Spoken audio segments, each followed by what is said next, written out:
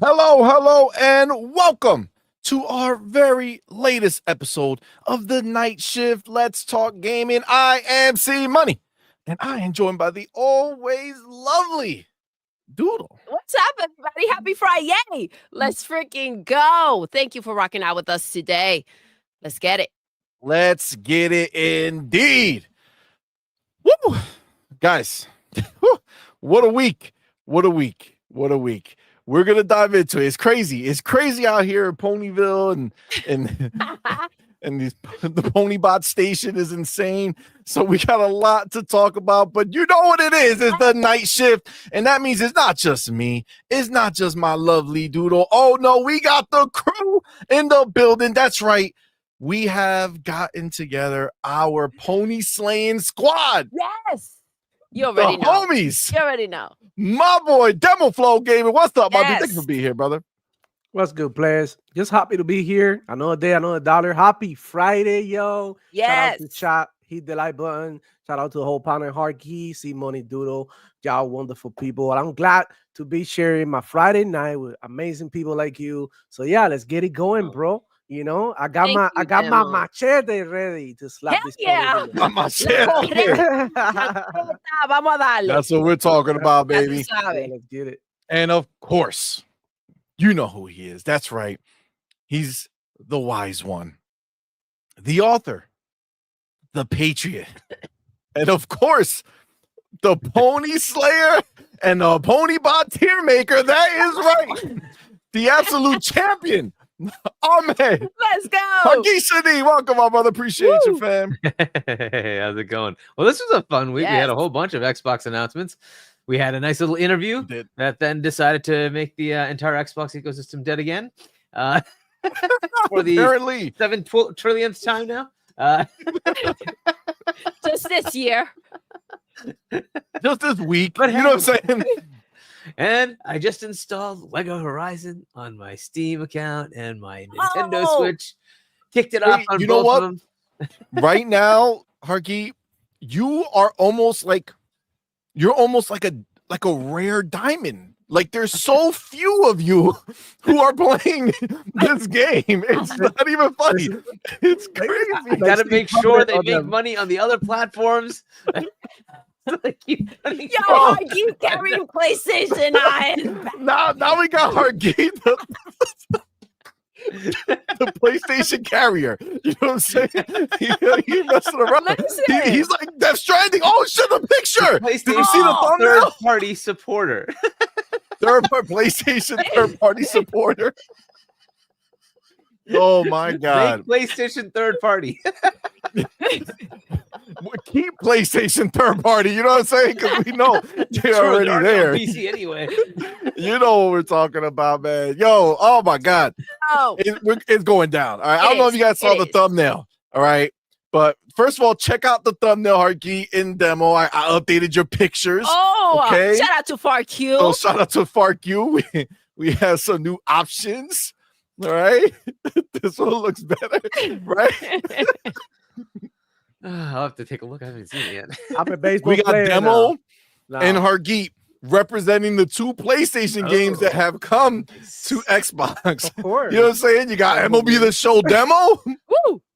and Death Stranding Hargeet, who is literally taking on that role. He's taking on that persona by carrying the crap that PlayStation is on his back. You know what I'm saying?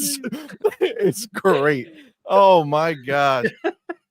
Oh my god. Listen, just a FYI. All right. I see y'all talking about it. Trust me, we there, baby. We're gonna be rocking with this show. We're gonna go in, but we got a fight to watch tonight. Tyson. Yeah, it's gonna be lit. Jake Paul is going down. Gotta watch it. So hopefully it doesn't like start super early, right? Because then that'll be tough. Just a bunch of knockouts. But if you know, if fate is on our side, it'll start like, you know, 11:50. There's like 6 matches before the final match.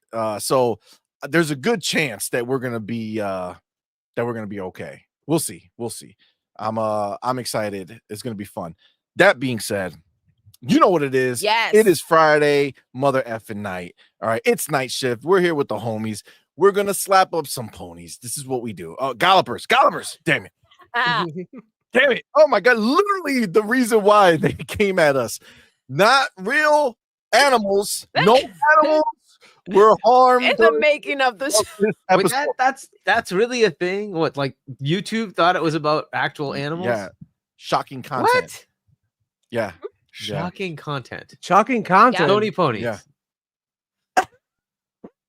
Did Yep. you tell them the memes? No Tony way. ponies? Like, They don't talk to you. They don't talk. You can't talk to them. There's no Holy discussion. shit. It's just a Oh, problem. God shit. damn. We gotta start to call them YouTube, something ponies else, bro. confirmed. We gotta call them something else now.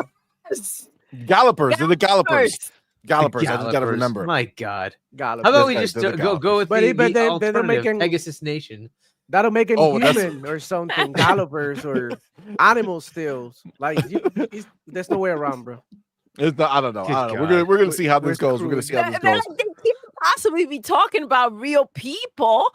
Well, People don't behave that way. Yes, This they is- do. this is what they yes, do. they do. this is Yes, what they do. This is Yes, absolutely what they do. My goodness. Listen, before we get into it, because we got a lot to talk about, it's gonna be a fun night, and we don't know when this fight's gonna start, so we have to get it in. Yes. So I'm gonna like turn That it being on the said- side just in case. This is until Yeah, you- YouTube as well. yeah, put it on because no, it's on Netflix. I want to make sure that yeah, but they have like a it's- Netflix sports channel on YouTube, and it's actually Oh, do running they? it there. Oh Yeah. my God. oh, Okay. Well, let's just make Sweet. sure that we know when it's going down. I swear, if we need to know when it starts because When it's whenever the about to last start, match not when before it, starts. we're right before. So whenever the last match is going, we know we got to wrap it up. You know what I'm saying? Like it's like the speeches that be happening on the war show. You know what I'm saying? It's time to wrap it up. All right. That being said, before we get started, we got to shout out all of our supporters, man. Of course, everybody who's a member of our channel. We love Yes. y'all. We appreciate y'all. You Thank mean you, so guys. much to us. So thank you so much. But we do have to go in and talk about our elite members who are supported at a higher rate. You got the homies Big Boy Mike, Dark Angelic, and Spoon Man, and of course the highest tier members, Inner Circle members. Man, we appreciate y'all. Thank Homie you. Big Mix Thank you, Gaming guys. and Coach Hooded Canuck. You guys are dope. We appreciate the support for sure. But y'all know what it is, man. Being here live right now in the building. You guys are supporting the heck out of us, man, in a Thank major you. way. We appreciate y'all for being here. So thank you all so much. I could tell you right now, it's funny because they were joking about it. The actual feed got eaten up. So I can't see the top 3. But You I did? took a picture. Yes. I took a picture. These are just facts. See, I'm prepared. I ain't playing no games. This is real deal Holyfield. Friday night, baby. All right. So we gotta. All right. So first up, I can't click. Well, I could click something else you did, but first in the building, we gotta see who the top 3 is. Obviously, as we do here, top 3 in the building. Number 1, Yes. our boy, Music 72. Let's That's right. go. The That's what homie I'm Music talking first in the about. building on a Friday night. Yes. That's what I'm talking about. He ready. He ready. That's the homie right there. That's the Yeah, homie he right is. there. Yeah, he is. Now, making his return to the top 3. Oh. That's right. He didn't know that he would ever get back here, but he made it. He found That's out right. today. Our boy E-Ranks in the building. That What's is up, right. E-Ranks? E-Ranks, number 2 through the door. Appreciate you, Let's homie. go. Thank you for being here. And of course, he's been in the top 3. Okay, so he's no stranger to the top 3, but I don't think he's been there in a while. So this is another return. Oh. Our boy, Oh. Jonas the Dad, Go. number 3 in the building. Yes. Appreciate you so much. And he happened Thank to do a you. super chat. So we're gonna go ahead and start Shout out right to the away top 3. with our homie super chat. That's right. Yes. He says, if the Hooved Horde wants to wait 6 to 24 months for a game they may not get to pay $70, if they do, let them. Xbox will make more money off of PlayStation than Sony does. Ooh. Facts. Big facts. Damn. Let them know. You ain't lying. You ain't lying. Now, you know what's messed up? I do also remember that the homie Music 72 used a member chat and it's not here. That sucks. He was the first one. So he did a no, was it him? Or was it Quan the Terrible? I think it was Quan the Terrible. He did a member chat, said, "What's up, fam?" But it's not here. Shout out to Quan the Terrible. So I can't click it. That's the So homie. I apologize. Okay, that's been happening a lot with StreamYard. It happens to me today. Some shit didn't go through. From I think you have to go to YouTube and actually see it from the actual channel and to see from the actual I don't know live stream. It's don't tell me they're gallopers. I have the don't actual. Tell me. Yeah, I think so. I have the real live over here, and it still won't let me go. But let me do this because we are doing something a little new with our banner on the bottom. So we're actually going to put the names of the first 3 people through the door, and it's going to run the whole show. First 3 people in the chat. That's right. Got the homie music. 72. You got E-Ranks in the building. And you have Jonas the Dad. Yes. All right. There we go. So now you're there. That's right. Part of the scroll on the bottom. Yes. Let's go. All right. So we got the homie Dinas 20 in the building. Yes. Member for 11 months. Thank you, bro. Homie. Appreciate Thank you, you fam. so much. Says at a ladies wrestling match again. Oh. My dude, live it up, player. Says catch the replay later. Joygasm and F the Gallopers. Yes. Enjoy, agreed. bro. Enjoy, fam. Thanks for stopping by, man. Appreciate you, homie. And of course, we have the homie Big Mix Gaming with his $2 super chat, man. Appreciate you, homie. Says, thank you. Can mama wait. It's ponies. So the Gallopers can mama a Harry Bicho. Mama Bicho's can song. That's fucked up. Harry That's Bicho. true. Oh man. Shout out to Big mamaron Harry Bicho. That's what he said.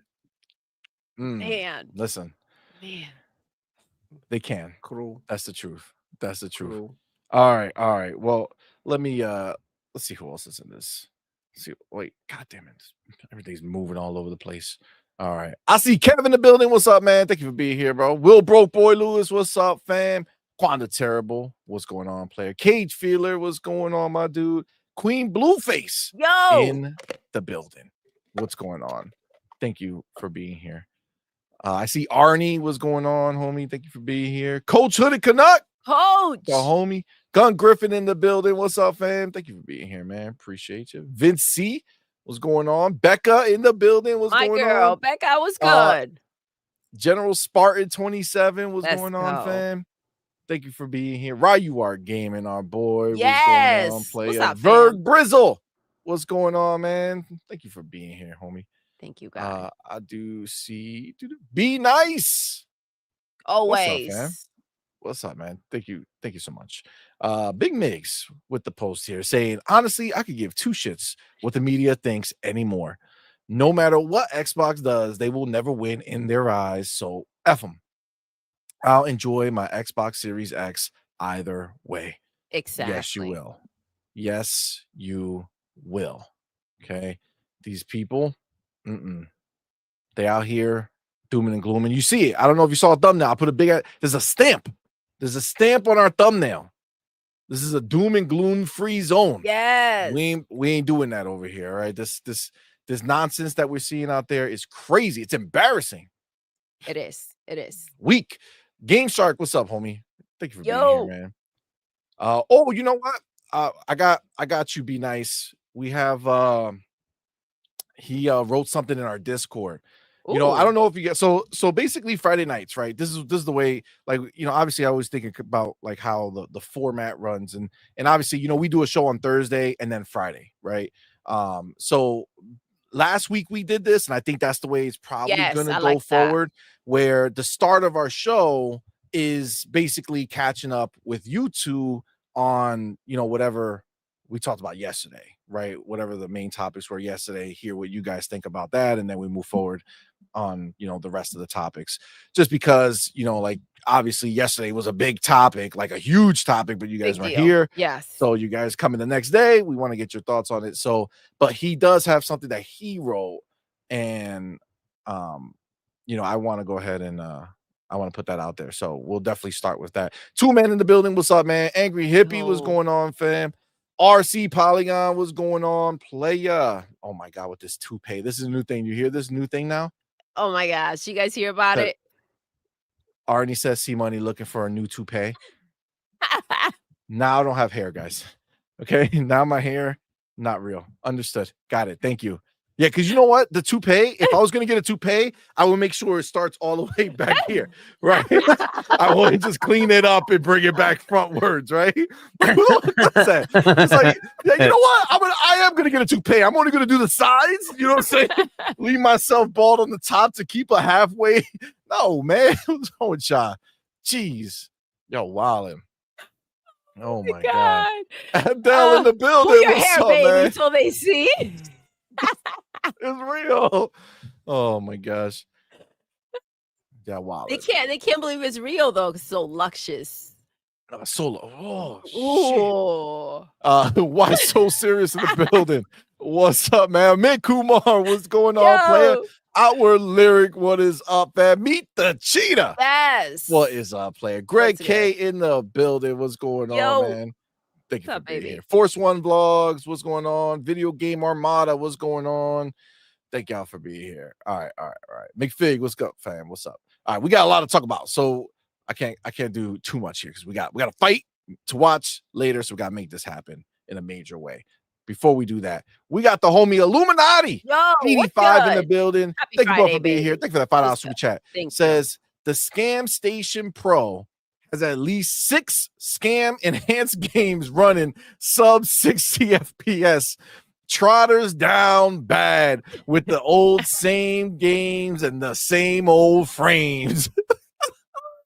Xbox for the win, baby. Yo, bars. Absolutely true. Okay, so before we get into the topics going forward, I see you, Trey Bone. I see you, C4 Skills. What's going on, homie? Sir Riffs a lot. What's up, man? Kev in the building. What's up, man? All right. So before we hop into the next into the topics, okay. I do want to hit up yesterday, right? So yesterday we had a whole bunch of topics lined up, and then we ended up talking just about the one topic, and it was a huge topic, which were the interviews, right? But before that, again, since you guys weren't here, the whole week, obviously, we did have some awesome deep dives into. We basically had like a mini E3 week over here on the Xbox side because we got some E3 level deep dives on some games, right? So if you imagine the E3 where we had like Starfield at the end and then it like went into its own thing, that's pretty much what we got here, but except we got it for Indiana Jones and we got it for South of Midnight. So and then obviously they also had one for World of Warcraft. So obviously if you're into that, that's a thing. But that being said, I want to hear your guys just on the games that were shown. I don't know if you watched the documentary. I don't know if you watched the deep dive for Indy and South of Midnight. But what do you guys think? What did you feel from watching it? What do you feel about those games? Demo, we can start with you, Play. So I'm sorry. I didn't get to watch the whole South of Midnight thing because I've been busy as hell, content creation, yada yada. But I did get to see a little bit. And for what I've seen, a little bit of a gameplay, I think somebody did like a compilation of the gameplay that they showed in the thing. And I was looking at the gameplay. Era did that. Because you know how it is. I don't really care about anything else than the freaking gameplay for the most part. So I was like, okay, let me check this out. So I watched it. I like what I've seen. They added a couple of things now. You can, for those complaining about the stop motion, right? Now they announced that you're able to get rid of that if you don't want to stop motion type shit. So that's very good news. I mean, for those who like care about all of that, I want to see it with the stop motion because I kind of want to like see like the OG product and what their vision, what they really wanted, what I mean, the people to see, as the initial, right, like the first impression. So I mean, I want to go ahead and play this game. I can't wait for it. Straight up, I didn't get to see the other shit that you said. What was it, like the news? There were more news, like more games. Indiana Jones. Oh, Indiana Jones. Yeah, I've seen that, but I've seen some World of Warcraft announcements. had another Yeah. thing as well. Oh, Indiana Jones. You already know Indiana Jones is gonna be great. A lot of people started crying too because Indiana Jones looks like it's not gonna be an action adventure type game. Like it's not gonna be Uncharted or Tomb Raider. It's gonna be more on the what was it, like um Assassin's Creed type thing, like Thief. Stealth. Well, I Like mean, it's a more, little bit more stealth, puzzle. Yeah. it's more adventure. It's more adventure. Yeah. It's more adventure action than action adventure, right? The adventure leads Exactly. first. There are going to be those set pieces, right? Like we've seen them. They're in there, right? Especially if you see like towards the end of that presentation they did like the music ramped up and they just kept hitting you with like clips of crazy stuff happening. Yes. So it's in there. It's just not like this is not for like the they try to separate that they can't focus and stuff. They need something popping every second. Has to be indie, right? He's Indiana Jones, so you're gonna go ahead. You're gonna have your again your adventure discovery. Like it's just it all depends on how it fluctuates and how they keep the pace going. That's what I'm talking about. It's all about the pace. It feels like this game is gonna have different moments and a lot of little bits of different stuff going on. Like it's gonna have a little bit of puzzles. It's gonna have melee combat. It's gonna have shooting elements.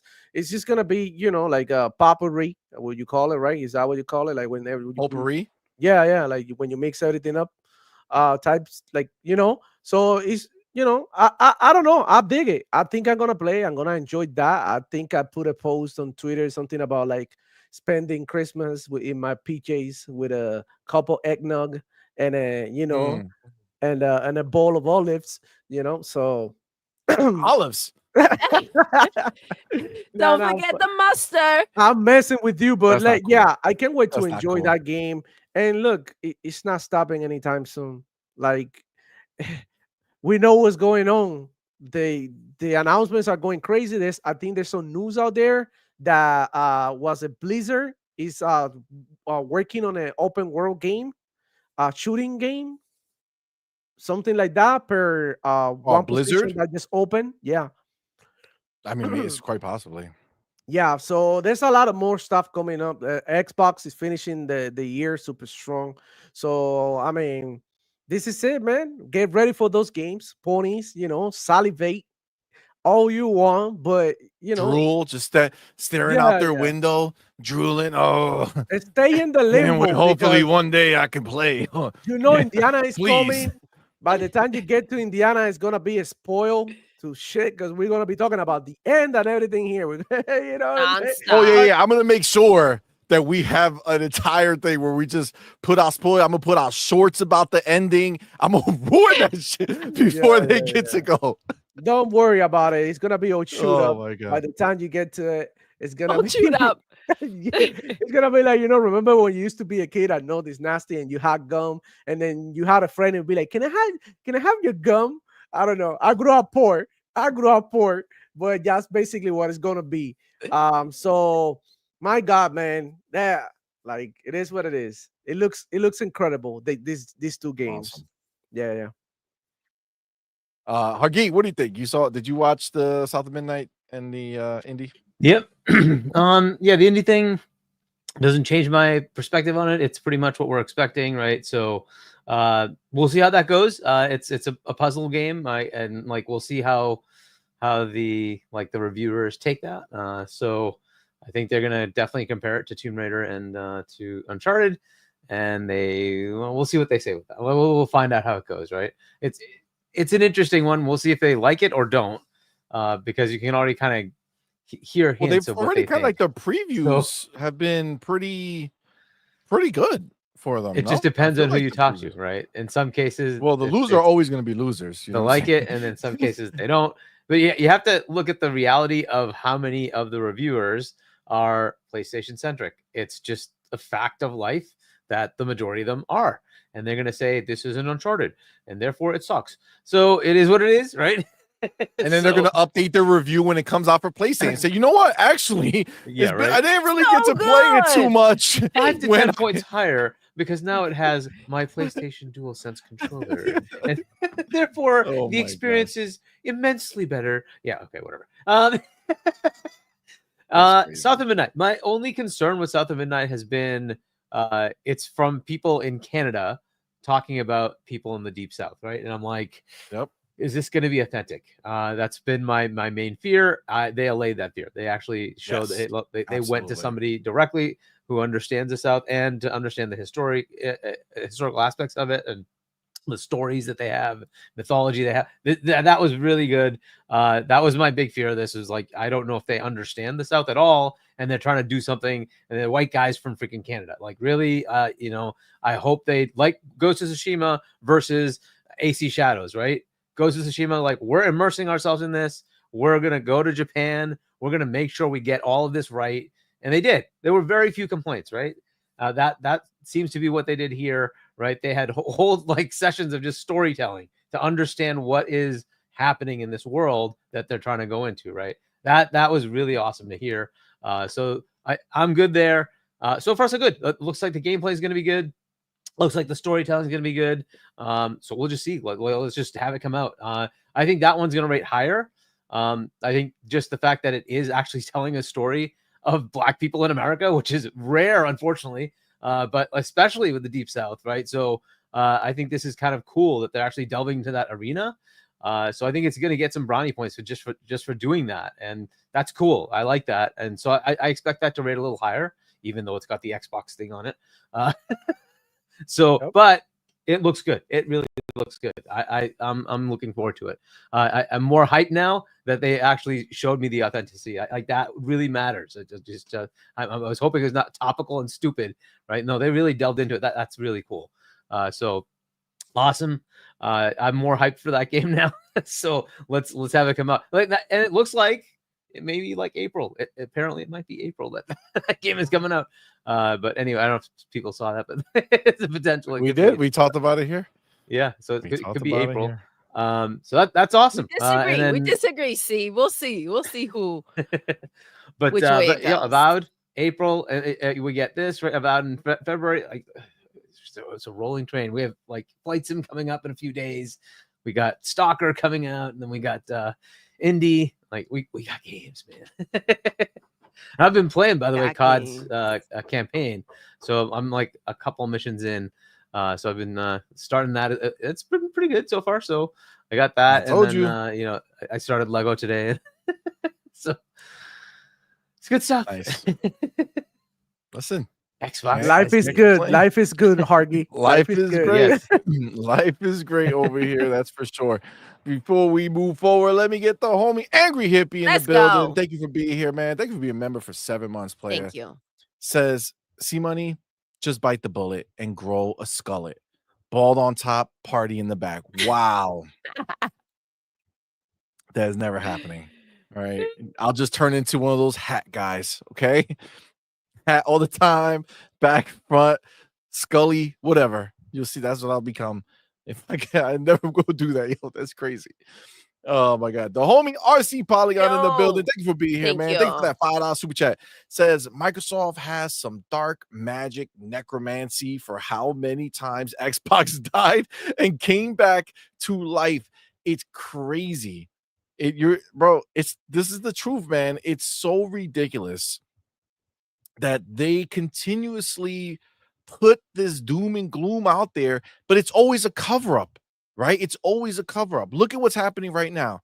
Lego Horizon, nothing burger, crap reviews. Nobody's playing it on Steam. It's doing worse than Concord on Steam. Worse. Okay. How's it doing on PlayStation? Do we know? Probably not better. There's zero people. At least Concord, the PlayStation dudes tried to pretend like they were playing it. Nobody's posting about Lego Horizon, yo. Nadie. But it's Friday night. See, maybe they just didn't, show up yesterday. Maybe they're showing up today. We're gonna talk play about through it. So the weekend. It's a topic, so let's not go too crazy with it. All right. But it is. I can't we wait. are gonna talk about it for sure. Then we got our boy Mr. Ed in the building. Mr. What's up, man? Ed, Thank you for being here. Thank you for that $2 super chat. You, love. Says, why am I being called a mama bicho? We are friendly. Oh my god, that's hilarious. All right. So again, before we move on to the new topics, this is a big one, right? So this is a big deal. The interviews. I'm assuming you both are well versed in what was said in these interviews and what went down. And honestly, we ended up talking the whole show about it because there was a lot of good stuff in there. Yeah. Outside of that one line that everybody want to focus on. You would think that's all he said and packed up and left. Yeah. Turns out it was a full interview, guys. Turns out it was a full interview. Turns out we got news that they're still in acquisition season, right? They're going in, they're going to be buying, they're looking at Asian, acquisitions, leads credence to the idea of Sega getting scooped up. There's a lot of conversation that could be had. Turns out there's also more context to that one line that everyone, a little bit, decided to pick out. Of course, because that's what they do, right, babe? They want to pick it out and then just say, no, this is the news, guys. This is the news. It's old news, fam. Clowns. But needless to say, we went in detail about the acquisitions and stuff like that and all that good stuff. And, we picked apart everything. But, obviously the red line scenario, right? That's the main thing. That's the big thing that these people were going at. So I want your thoughts on it, man. What do you guys think about the red line and all the nonsense that they're full slate? I don't. Again, come on, man. He didn't say it, bro. Read it. That's not what he said. But yes, what do you think, man? Demo, what do you feel, bro? All right, bro. Let me tell you something, man. This is something that we already knew, bro. This is like, haven't we been talking about how the Xbox ecosystem works and how it keeps you connected throughout all your devices with your account, with your games? And Xbox is actually looking into translating the library, your library, to whatever the hell you go, whether it be cloud or native. That's the whole plan. It's a beautiful thing for gamers. It's a bad thing for console warriors, but it's a beautiful thing for gamers. So I've never seen this many people being mad about more people playing, having access to some games. The main concern that I've seen around online is Team Dogs and the D batches, leaving Xbox for how many times they already, every time the Dreamcast guy has a video that Xbox is dead, this guy seems to leave, right? Like, I'm not gonna rock with Xbox now. I like the PS5 Pro. That's their thing. There's no point on getting an Xbox. Just get you a PlayStation. You get the exclusive, and then you get the Xbox games. Like, look, don't let these guys lie to you. It is in the case by case basis. Phil Spencer telling you, they're being transparent. A lot of people we're crying about, the message is not clear. The message is not clear. Is the message clear now? Like, is it clear now? Like, what is it's still not clear? They're still running with how they're taking it. They don't know how to. It's like English is their 45th language. It's like, you know what I'm saying? They can't comprehend the situation. How do you want it? Like, how do you like it? Like, please. Oh, all right. Well, we're talking about different things right now. What is happening? They keep complaining about the message is not clear. All of this. The message is clear. This is what's going to happen with Xbox. And this is what they're trying to be. They're trying to be bigger than anything. This has never been attempted before. They are literally right now a virus trying to get through your device. And they will get there, whether you like it or not, whether you hate it or love it. They're gonna get you, bro. And this is the freaking plan. That's not gonna that doesn't mean that Xbox is done putting consoles out there, because in the same interview, Phil Spencer said we are gonna make more consoles, and he took a dig. At the same time, he took a dig at PlayStation, and he said, "This is what he said, guys." He said, "We're not gonna do our community, our gamers like that, and give them some pointless bullshit that is not gonna make any difference whatsoever in the Just way for us. they experience games. All this is basically a quick cash grab." He told you with these fucking words. So that's why we can never have nice things, bro. You know what I'm saying? That's why. That's why you people are responsible for the decline of selling PlayStation. You and the decline of everything in freaking life, because they giving you choices and you complain because they give you choices. It's like, oh, yo, I don't want Xbox to put shit anywhere. I want a monopoly. I want Xbox to swallow everything up and keep everything exclusive. They are gonna do that. You know what I'm saying? But at the same time, they're gonna do it in a smart way that nobody's gonna be able to call it out. It's like committing the perfect crime. This is literally what's happening. I don't know if you guys have But figured they out say that, Microsoft Demo, yet, and at dude. the same time, they say that Xbox is dead. So it's How like, is it gonna be Next. there when it's everywhere? It's living everywhere, buddy. It's in your soul. Close your eyes. Do this with me now, everybody. If you're watching this in a nice 4K TV, come do this with Demo real quick. Close your eyes. Breathe in and breathe out. Feel the warmth. For Xbox live within you. I don't know. yes. There's no freaking other way. Preach. Xbox is not going anywhere, bro. They're gonna have hardware. They want to be everywhere. What do you mean what do you mean if they want to be everywhere? Why would they leave the console space? The way they already have a fan base. Like, I had somebody in my show coming today, and he said, "I used to be a PlayStation fan until I got me an Xbox this generation. And I realized how shit PlayStation is, how blurry PlayStation games look, and how much money I save with Xbox." That's what he said right there on my show. PlayStation fan came. He opened his eyes and he was like, "You know what? This ain't it. It's a quick cash grab." And I understand. Look, now if you a console enthusiast, right, and you into all this technological shit, and you want the best console that can give you the best performance, yeah, go for the PS5 Pro, right? But that ain't shit, because it's the difference is minimal. You don't understand minimal. You really had to get in there and try to count these pixels to make it to make it make sense. You know what I'm saying? To make it make sense. So, I mean, we got Sony PlayStations with a new console. They're still on Twitter talking down on a dead company. So you have a new console that you said supposedly that is as strong as a 4070, 4090, all that bullshit y'all talk, but you still don't give it the attention. And that's when the games are dying at Sony PlayStation. And they're dying everywhere. If tomorrow Sony PlayStation don't produce any more consoles, they're done. They're done. If Xbox tomorrow say no more Xbox consoles, they'll be all right. They'll be okay. You know why? Because Xbox is on mobile, Xbox is on PC, Xbox is on Battle.net now. I don't know if y'all heard the news. We're gonna With talk about Avowed, it. dropping on Battle.net.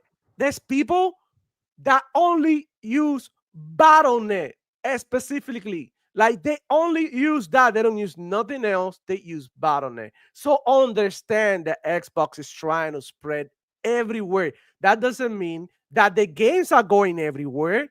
What they want you to do is get the service that is going to be everywhere, which in this case is Game Pass. You know what I'm saying? So, I mean, I digress. If you feel like Xbox is betraying you, get you a PlayStation. I'm pretty sure you're gonna feel way better over there. You know, I'm pretty sure you're gonna feel like, like you can breathe. You in this place that you can like not move. It's almost like if somebody like is breathing in your neck. Some feet 6 feet tall.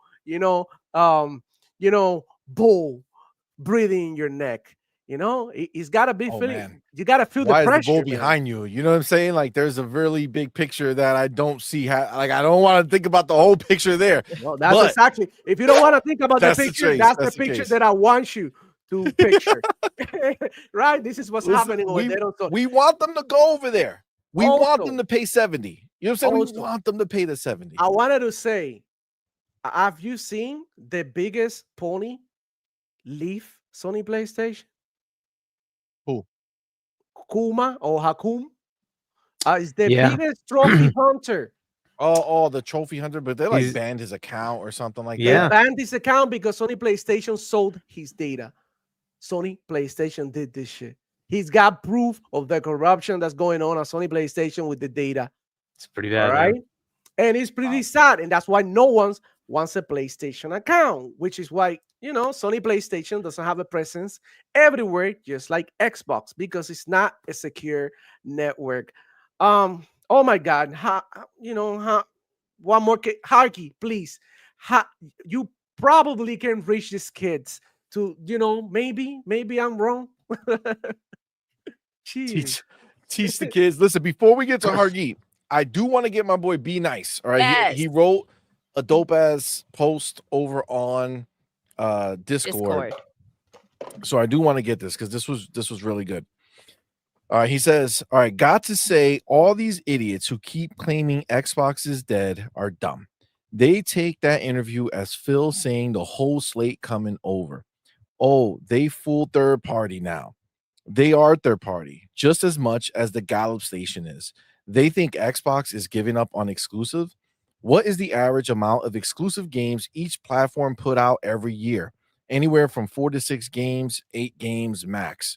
Xbox has so many games coming out, it's crazy. Aside from everything being an Xbox is forcing the market to go timed exclusive. Some games will remain exclusive almost a full generation. But if you have all these games, business sense would say, why let IP cap out on one market if it has potential to stay bringing in money and other markets you're not in? How many exclusives does a platform need to soothe players? 4 to 6 games? Let's say that Gen is about 8 years old. Let's say that Gen is about 8 years. To have exclusivity at 4 games a year puts platforms at 16 games for half the Gen. Then a sequel or spin-off for the remainder of the generation. Look at how many IPs Xbox has right now, not mention the new stuff coming and the future acquisitions. All this doom and gloom shit needs to stop. Maybe if Xbox tells their fan base Halo, Forza, Gears, and whatever else is temple and his brand identity off limits, maybe all the Xbox dead shit might not be a trending topic. And then he says, sorry for waiting to show, but he needed to say this stuff. So I mean, listen, I think that was really good, man. And I'm glad you were able to kind of get your bars in. But I mean, it's true. It's all ridiculous. Like, we know that exclusive means nothing to PlayStation. Literally, we saw the numbers. It's embarrassing how many exclusives are sold over there versus how many games are sold. It's crazy. It doesn't make no sense. Hargeet, what do you got? Yeah, so look, this is, again, stuff we already know. The only thing he really told us was that, you know, there's this potential of a red line where it might be too far. And he's like, well, I don't know if there is one. And we're going to make decisions based on metrics. We're going to figure out what makes sense. We understand, like, they understand if it's going to be too much for their fan base or not. But ultimately, it comes down to how can they extract the most value out of the IPs they have. And everybody's doing this. It is what it is, right? You think Nintendo isn't doing this, right? But they are. Look at what they're doing with lawsuits. They're going after people, like, ridiculously. For what? Like, they already make a lot of money. They don't care. They want to make more, right? So they're doing the same thing in a different way. And like, maybe Nintendo, you should consider potentially putting your games on a different platform if you really want to extend your reach and make more money. You don't have to go after streamers and content creators and, Pal World that, it copied the ability to freaking throw an animal at somebody else. Oh my God, that has to be copyrighted. Are you out of your goddamn minds? Like, they're doing the same shit, but in a totally different, ridiculous way, right? And I do not like what Nintendo's doing at all. I think they're assholes, And I hope the entire community tells them to fuck off. But that's a different story. I much prefer the way that both Nintendo, PlayStation and Xbox are doing. Let's just extend to another platform. Let's just put our game on Switch. Let's put our game on PC. That's a much better way to go. Add more players, expand your reach, right? Versus go sue people. Anyway. Would you prefer that from Xbox? Would you prefer that they go sue people? No. I like the fact that Phil's like, you know what? Go stream as much as you want. Content creators, have at it, right? We're not going after you because you guys make the enthusiasm happen, right? They see that obvious, push for the consumer, right? That this just helps them expand their reach. So Sea of Thieves would have failed miserably if it wasn't for streamers. Streamers took that game and said, hey, we're going to try this. And they just had so much fun with it that expanded the player base, right? And they're like, oh, I just get downloaded from Game Pass. Oh, I'll try it. Why not? This streamer was having fun with it. That's how it expanded. That's how it survived, right? And I don't know what Nintendo's thinking. But anyway, as far as this, like the games that are going over thing, look, at some point, and I've been saying this, at some point, I don't know how far out in the future, it's going to be everything. Just expect that. And the reason is simple. The console space is going away. It's just a reality, at which point, like 20 years from now, do you really think the console is how things are going to be? No, it's going to be convenience. We don't even know if like glasses take over and that becomes your entire world. You just put on a pair of glasses and you just have a whole virtual world around you. And that's how you play games. Who knows what happens in 20 years? Going back 15 years, like 16 years ago, the iPhone came out. Just think about that. Like, what a world we live in now. Could you imagine how it was? Remember the times when we didn't have that? Where are we today? Does anybody walk around without one of these? Like, you just think about the world in 20 years. It's going to be so dramatically different. We don't know, right? So where they are, we know that there's a next-gen console coming. They've already, and part of this whole interview, we get that it's coming. We have a new console coming. On top of that, we have a portable coming. He just told you that. Boom, here you go. It's coming, right? So you know you have another gen. What happens when that gen, like it's another 10-year lifetime, right? When that gen is over, that comes up, I don't know, 2-3 years from now, we're like 15 years out. Who knows what the world looks like? Why are we worried about that? Like, if there is another gen after that, great. If they see a value in the market, they'll put another console out. But you're covered for the next 10, 15 years. Isn't that enough? Like, how much more do you need? Do we know that there's going to be a PS7? I don't know that that's going to happen. I don't know. I don't even know if there's a PS6, to be honest. But if there is, cool. I do know there's another Xbox coming. Why?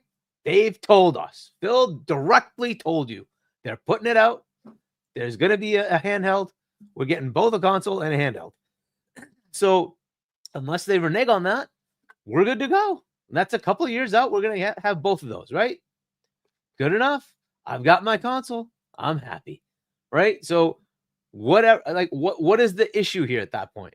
If games go over there, I'm still getting them in Game Pass. Go ahead, pay $70. Go ahead and pay $100. I don't care what you want to pay. Go pay on that side. I would rather just buy them. Good for you. I don't care. I get them in Game Pass. I paid $30 for 3 months. I'm good, bro. Like, I don't need to pay $70 for every game. You know, like if a game comes out and it's like iffy, I just download it and play it. Is it worth my time? Cool. If it's not, delete. I'm on. I don't have to worry about it. So many games that I get to try. Part of my, $10-ish a month I just have. And oh, by the way, I can play them on PC or I can play them on Xbox. My choice, right? Look, the worlds are going to collide. At some point, Windows and Xbox are going to merge. How far out that is, I don't know. I think it's going to be Windows 12, which is imminent. I would say within a year or two, you're going to see these two worlds collide. At which point, I don't care. Why? I'll be playing PlayStation games on my Xbox. Why? Because they're going to have Steam on Xbox. Deal with it, guys. It is what it is. This whole exclusivity thing, it's going to be over. Once that happens, if they buy Valve, it's totally done, which could happen, by the way, but totally done. But it doesn't even have to go that far. It doesn't even have to go that far. If they collide these worlds, it's done. I'll have my Epic store, my Steam store. and I can just use them on my Xbox. I'm sorry, at that point, I'll be playing your PlayStation games on my Xbox. Have a nice day. It doesn't matter. The exclusivity thing is crap. They're going to shrink the window as far as that day and date release from PlayStation. Xbox just did it outright. They're like, you know what? We're not going to stop. We're just going to say day and date on PC, which just makes sense. They went ahead and did that already. PlayStation's still like, no, we need to have this window. Yeah, okay, you have fun with that window. It doesn't matter. Ultimately, it's going to get to day and date at some point. Almost all of their games have been day and date PC since the shift over from Jim Ryan, right? It's from the new era. One game hasn't. Astro. That's it. Everything else has been day and date PC. One of them day and date Switch.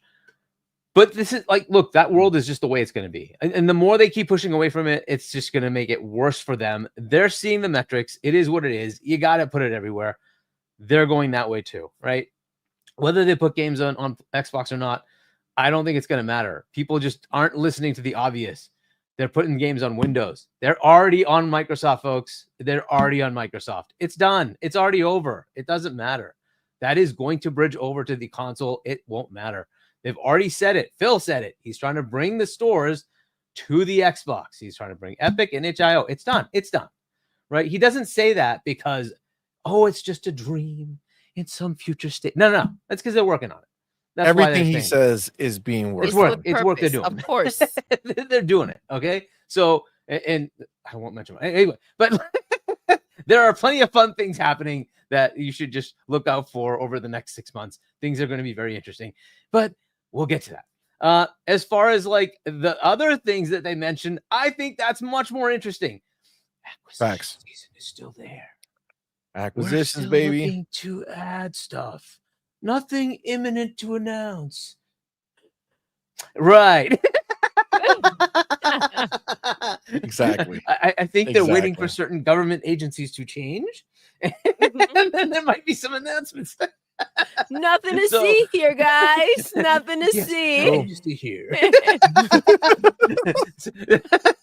Like, okay, so can we not focus on the red line bullshit? Can we focus on the fact that we're getting a handheld, we're getting a console, we're getting acquisitions?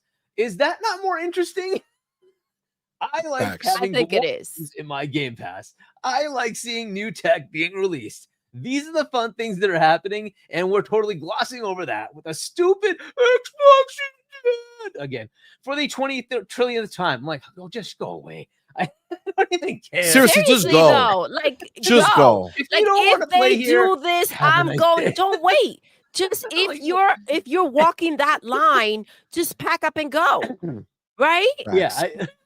There is so much fun stuff happening at Xbox versus the other side. Here's the other obvious thing.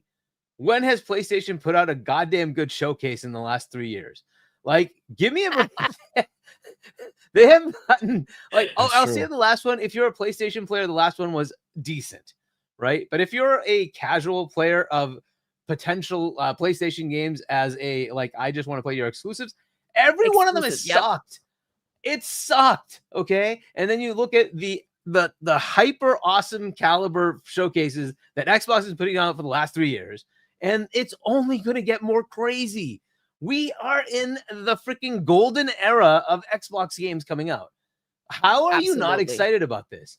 And if the entirety of gaming looks at where's the fun, are they going to say it's on PlayStation with those showcases they're showing you? Or are they going to say, oh, goddamn, when I watched that June showcase from Xbox, holy crap, banger after banger after banger after banger after banger. How many games? Literally, Fonz was shouting, too many games in the freaking showcase, because that's how crazy it is. And what, we're not supposed to just lose all that enthusiasm?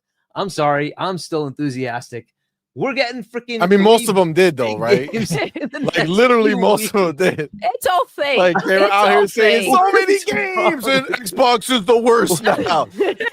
Come on, man. The next day, this is how cracked they are. No games. There's nothing in Game Pass. This is how cracked they are, bro. That's the narrative. But let me ask you a question, though. Right? It's crazy already. It's crazy. We have so many games coming. Like, come on. What do I got on PlayStation? We got this potential Ghost of Yotai. I have no release date. I don't know when that's coming out. Fair Games, maybe sometime in the next 2 years. Marathon, that's looking like shit.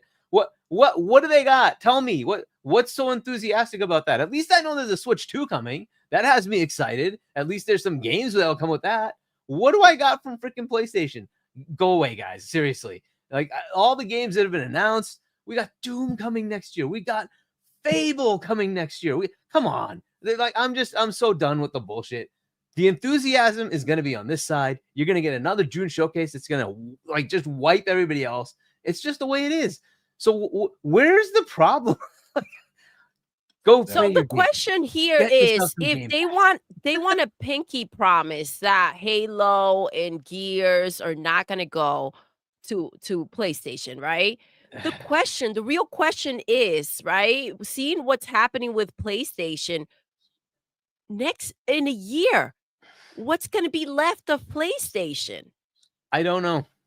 Exactly. Unless they have a killer showcase to show, right? That says, here's our next 2 years, right? They just launched a new hardware, new PlayStation Pro, right? And what's the killer app? Can anybody tell me the killer app? There's nothing. Call of Duty. Is it? I mean, like, Call of Duty. It's literally it's as usual. It's the biggest game on the platform every year, right? Fine, but it's an Xbox game, and more players are playing it on Xbox. We got that's another topic. We're gonna get into it. It's crazy. So, Willikers, where's the downside here, guys? Like, I'm just so done with the narrative. People's emotions. That's the problem. It's the emotions. They're emotional about it. You know what I'm saying? They're emotional 30, 40% about it. In revenue every quarter. And you're like, where's the down? Like, just stop. Just stop. Emotional damage. Exactly. Literally, right? Tell them, Demo. Where is my button for that? Emotional damage. Swallow. There it is. Of all the announcements, this is the one thing they latched onto, and I'm like, here we go. Right? It's always about the negative. Always about the negative. We get all this positive: new console, new handheld, new acquisitions, and we're talking about some stupid healthy. Healthier than ever. Exactly. Bigger than ever. Xbox has been as big as it's ever been. But they're dying. Healthiest it's ever been. And they're going to leave it. But it's done. Like, get out of here.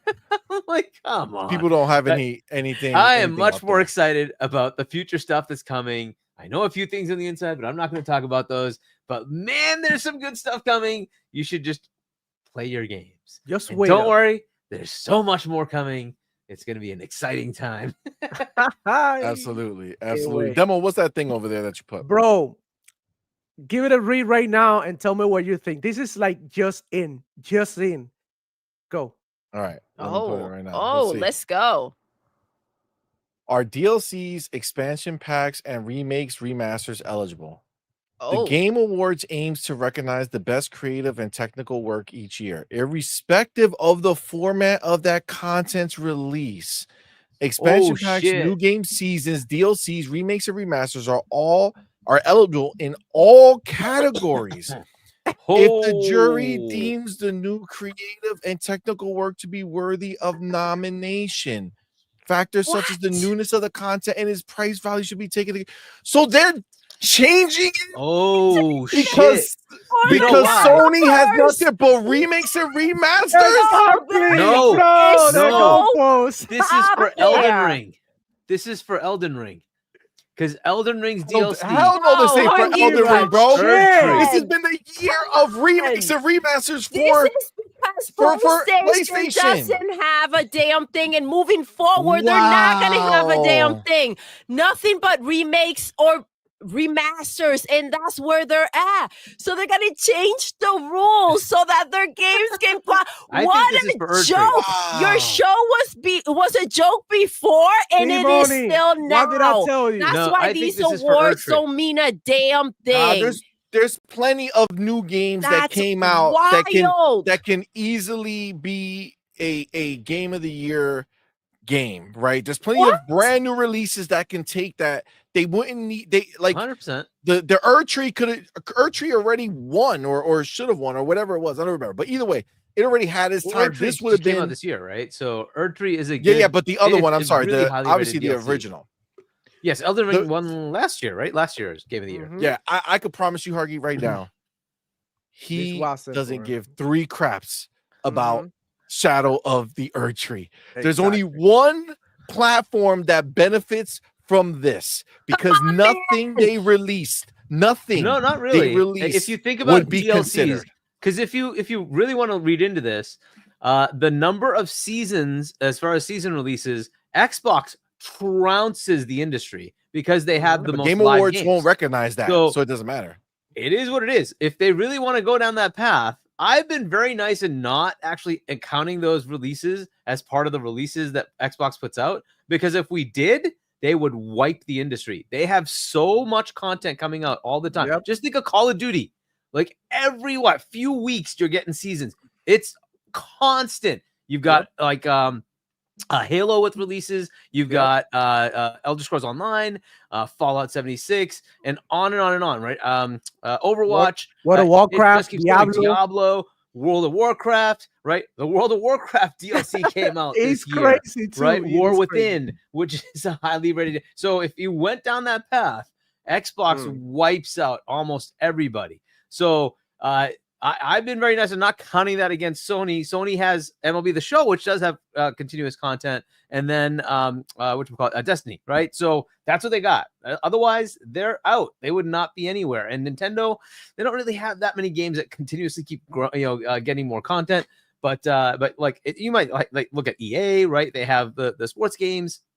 You got NBA 2K that gets constant updates, things like that, but nowhere to the level of the number of games that Xbox has. So I don't know. This actually could help Xbox if you think about it.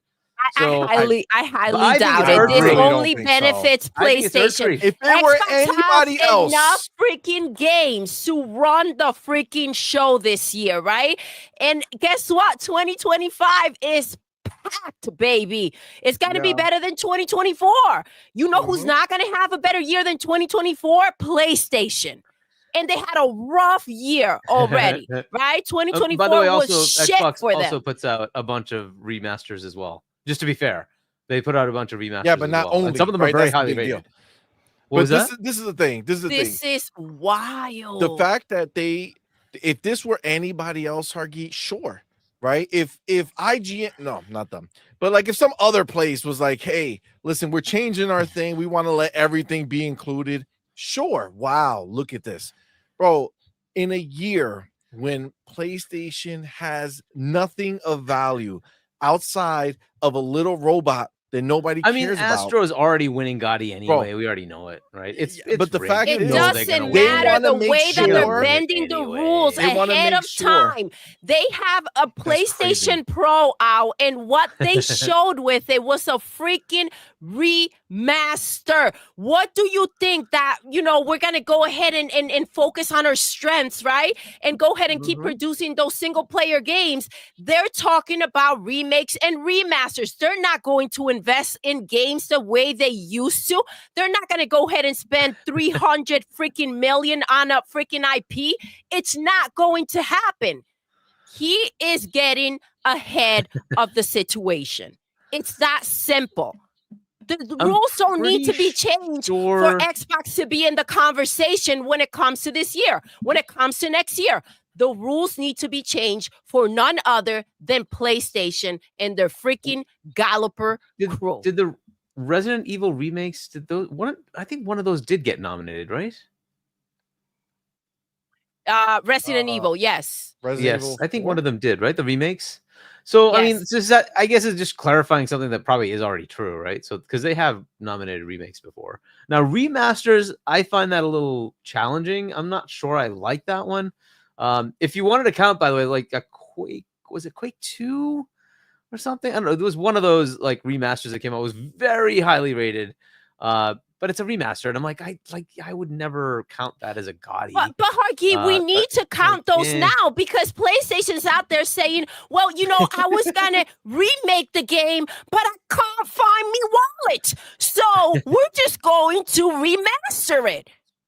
But I kind of like this. I know you're kind of looking at it from a PlayStation centric perspective. I like this because this means a ton of Xbox content is now eligible, which is interesting. We'll see if it does anything. Of Xbox always content been was always available, and eligible it never mattered, and it's got not noticed. going to matter anyways. This is the thing. This is what this shows us. Even if they go ahead and do what they need to do to go ahead and run the show, it's never going to be a fair battle because they will always bend the rules to include PlayStation, period. Facts, dude. That's crazy. This is all should be its own thing. Embarrassing. That's ridiculous, bro. Pack, new game season, best new season, best DLC, best remake. All that stuff can be in its own place. For you to say that all this stuff now. So if you release the best game of a certain year, then you could just release. What does it matter? So you already piggyback. Money. Why invest? Why just remaster your games over and over again. Just put out there remasters and remakes and run the award show. If that's what we're after, then that's what we do, right? Come on, crazy. This is ridiculous. This is embarrassing. Yes, sir. Death Stranding about to get nominated again because it just dropped on Xbox. Yes, sir. It's about to get.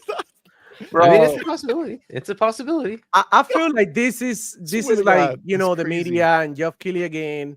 Moving the goalposts and what should or should not be nominated to the Game Awards.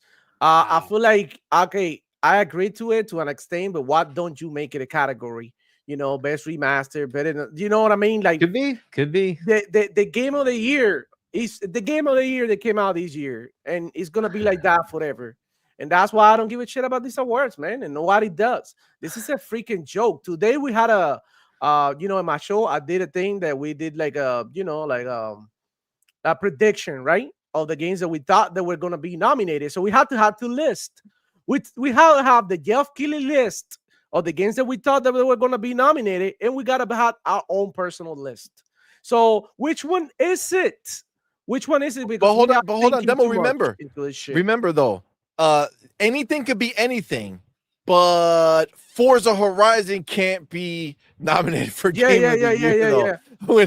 When that comes out and is the best thing ever, no, that goes into the driving. Again, here we go. PlayStation holding back the gaming industry. That's exactly what's taking place here. Now? Horizon, this is how many players? Over 40. Jesus, that's not niche. You can't call it niche anymore. The industry. That's bigger than any PlayStation game. Like literally. Yeah, it's crazy. This is the way it is, man. This is the way it is. Let's get the homie No Sir to build it real quick. Says this podcast is an Xbox. Oh baby. Thank you for being a member for 5 months, man. Appreciate you, homie. You got Trey Bone in the building. Be another member for 5 months, man. Appreciate you, homie. Thank says you, love. I remember when bots told ponies it's okay for others to play your games. Practice what we preach. 100%. CMoney, just go full Friar Tuck, my dude. Make it happen. That's never happening. It's never happening. The homie Jonas the Dad with that $2 super chat, man. Appreciate your homie. Says, love you, Hargeet. Change was done so PlayStation can have GOTY. Absolutely. It already does. It already does. It's Astro. Guys, just write it down. It's Astro. They want full court press, Hargeet. They want to make sure they have Astro and then some other Horizon remaster, Last of Us remaster, God of War remaster. They're gonna put every game is gonna be a PlayStation game. Well, I mean, to be fair, there's Final Fantasy VII Rebirth. That's also a remaster remake, right? So technically, you'd want to say that's available, right? There's plenty of things you could call that, right? Silent Hill 2 is a remake, right? Yep. Also a PlayStation exclusive. Funny how this all works out in PlayStation's behavior. Oh my goodness, who would have thought? Did he thought of that? Did he realize that maybe he'll go back and change it once he realizes that this only benefits PlayStation? Oops, that's why he's doing it. It does not just benefit PlayStation, guys. Come on. It benefits Come everybody. on, Hargeet. Come on, bro. All right, listen. Look, as far as the bias, that's still there. After the show. That's not going to change. Sure. All right, so we'll see if you said it yourself, Hargeet. Xbox dropped a bunch of dope ass DLC this year, right?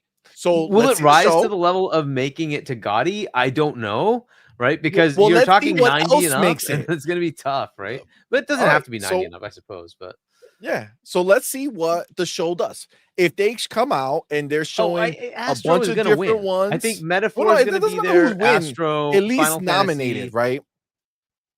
Let's see what this what this happens here. What this statement here, if it does go, and all of a sudden we start seeing these remasters and remakes of these PlayStation games infiltrating the GOTY discussion in every let's not play this game, right? Does Astrobot deserve Game of the Year? It does not, right? So we already know that this whole award nonsense is a load of shit, right? We know this. Hellblade 2 is the freaking first true next gen freaking game out there. Stunning. That's not. You cannot tell me that Astrobot can knock out any games that Xbox released this year. So that conversation is done. We know it's bullshit if Astrobot wins. To go ahead and throw this in when PlayStation is only making remasters and remakes, it's just another step to go ahead and indulge in their nonsense. Baby, you forgot one. Remaster, remakes, and flops. There you go. You can't forget the flops. There you go. Don't forget the flops, because you know what? Don't forget the even flops. if the game didn't make it, even you had to pull the plug, if they feel like it deserves Game of the Year, then that's what it will get. Look at Dark Angelic with that $2 super chat. Says GOTY's gonna go to Concord. Let's go. Oh my God, no way. Bro, can you imagine if it gets nominated for something? I mean, if they create a category of worst game of the year, like what was it, the Razzies? What is the equivalent of movies? Is that what it is? Razzies? Oh yeah, something like that. The Razzies or something. Yeah, no, that should be there. Listen, this is what I will say. Look at you ponies and PlayStation. You can't make a good game to save your freaking life. And here comes Big Bird to come and save you. Enjoy. Yep. So I'm gonna guess then that Erdtree is definitely gonna get nominated. That's cool, actually. I like that. That's fun. You would think. Yeah. I think it's gonna get nominated. I think Rebirth is gonna get nominated, right? Because they've already done those remakes before. So Final Fantasy VII Rebirth, I think that's gonna get nominated. Metaphor. Yeah, I don't know. You could see Final Shape, right? Because that was the last Destiny DLC, right? The big DLC. It's a 91. That's wild. This is crazy. This is bonkers. This is way too passive for me. This is way too passive for me. Fuck the bullshit. Hey, no. None of these games, dude. These are a bunch of whack ass games and nonsense to go ahead and cap. That's just what it is. You got to call it what it is. We understand it's done for PlayStation, but we can't cap for the nonsense and act like it's all good and fine. And this is just to be fair to what? To anything other than what? To who? Come on, man. Blindfolds off. Yeah. All right. It's crazy. Definitely. It's wild. The goalpost is being moved. This is exactly what it is. Exactly. This is bullshit, bro. We need some real Game Awards, bro. But we gotta own it. We gotta understand it. We gotta see the problem, because then you get caught off guard. You're sitting there like you're in a freaking garden filled with flowers and rainbows and lollipops. You gotta see the truth, right? And this is the truth. This is why they're changing it. When you know the games that they played, you can't get caught off guard. The awards are a load of nonsense. This is why, Hi-Fi Rush want to know what. It doesn't mean a damn thing. It's all about the games, how they look, and what they sell. These awards are a joke. Yeah. And you could say, you could argue that, that the Elden Ring DLC was great and all that shit. But in my opinion, there's enough games that came out this year. Yeah, there's new games that are full games that have no link to something that's already popular. Maybe that have to come out and prove itself. You know what I'm saying? When does that due anyways? Is that like I mean, it's got to be due soon, right? Monday they're gonna announce it. Yeah, it's gonna announce it Monday. A couple of days before Stalker 2 comes out, so he doesn't qualify. You already know the deal. Flight Simulator not gonna qualify either. Of course. Why not? You know how he do.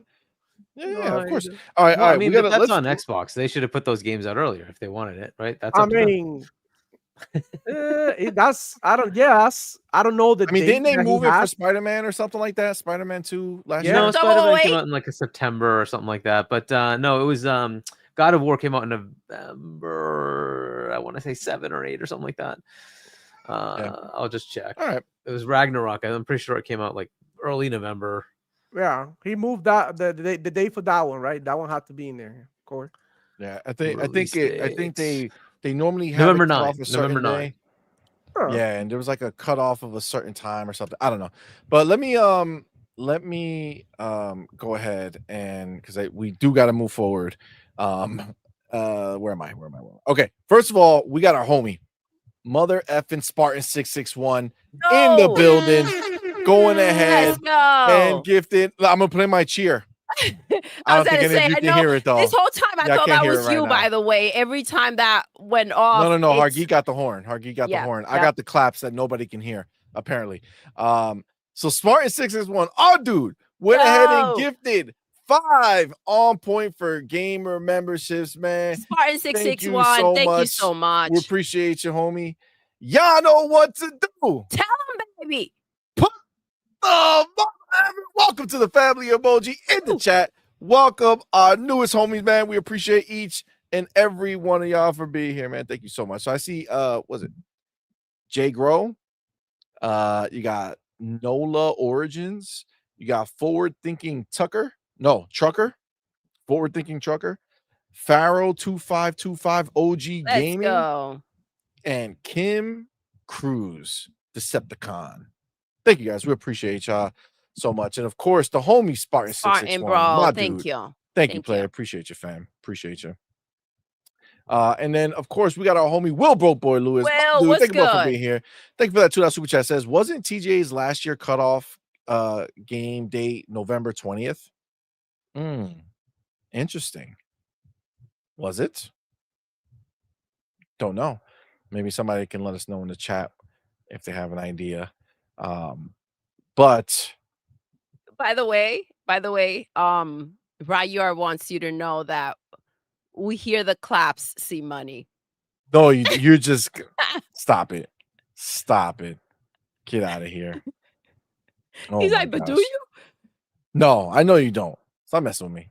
All right. Let's go ahead, okay, and move on to first topic of the night.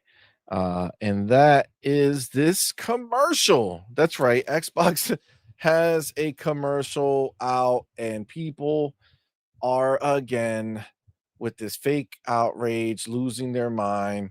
I actually think the commercial's dope, but let's watch it together and let's see. All right, let's go. What we think. It's not very long, and then we'll talk about it. This for that. This for that. This for that. This for that.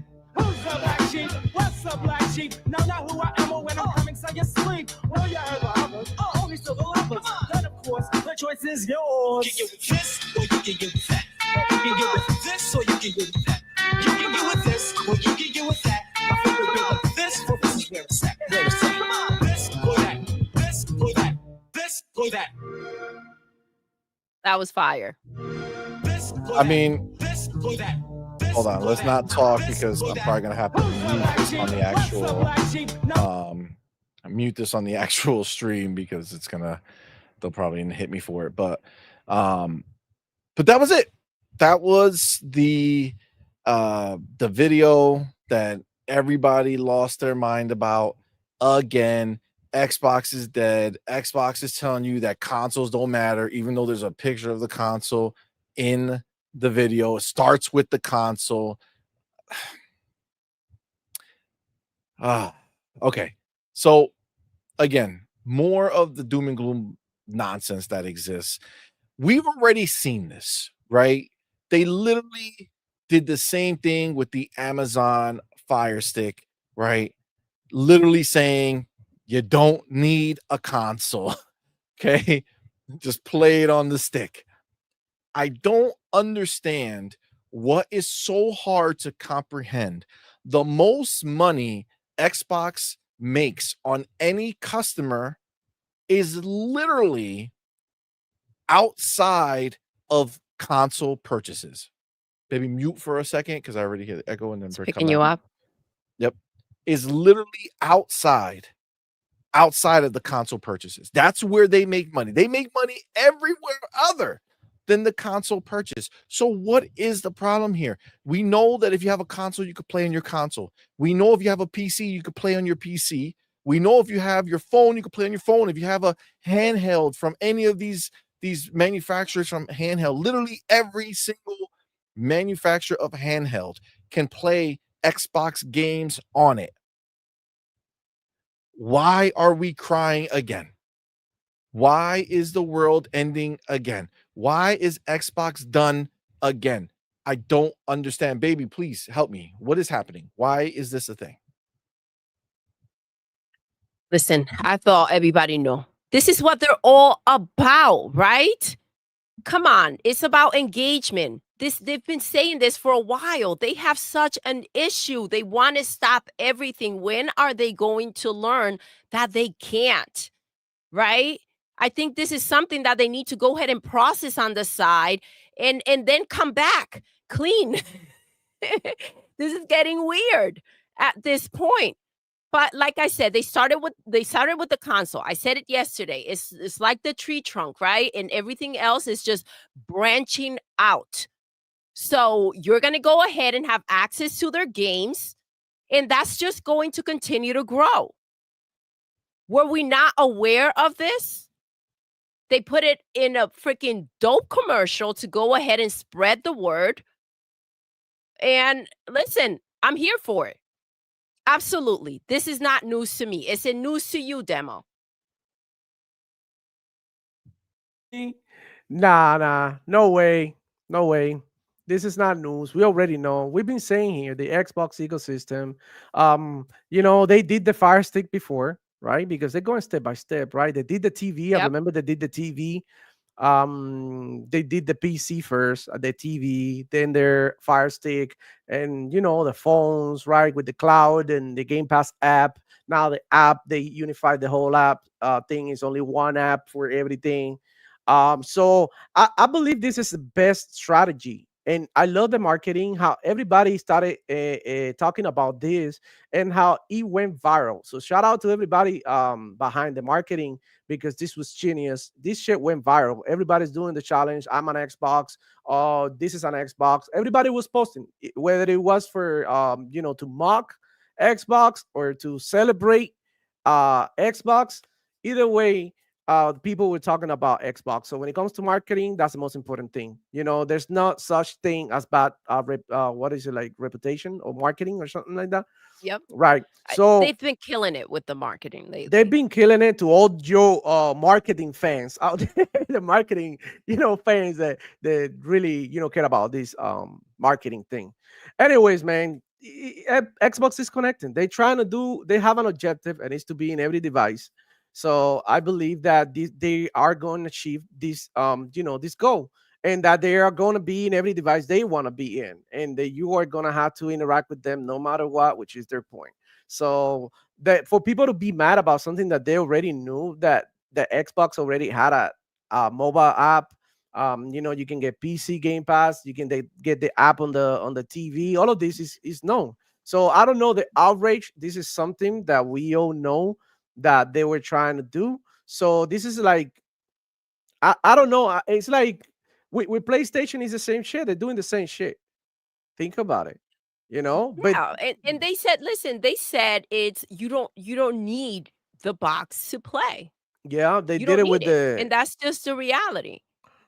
They did it with the whatchamacallit, with the PlayStation P thing. They acted like you didn't need the PlayStation when in fact you actually fucking need it.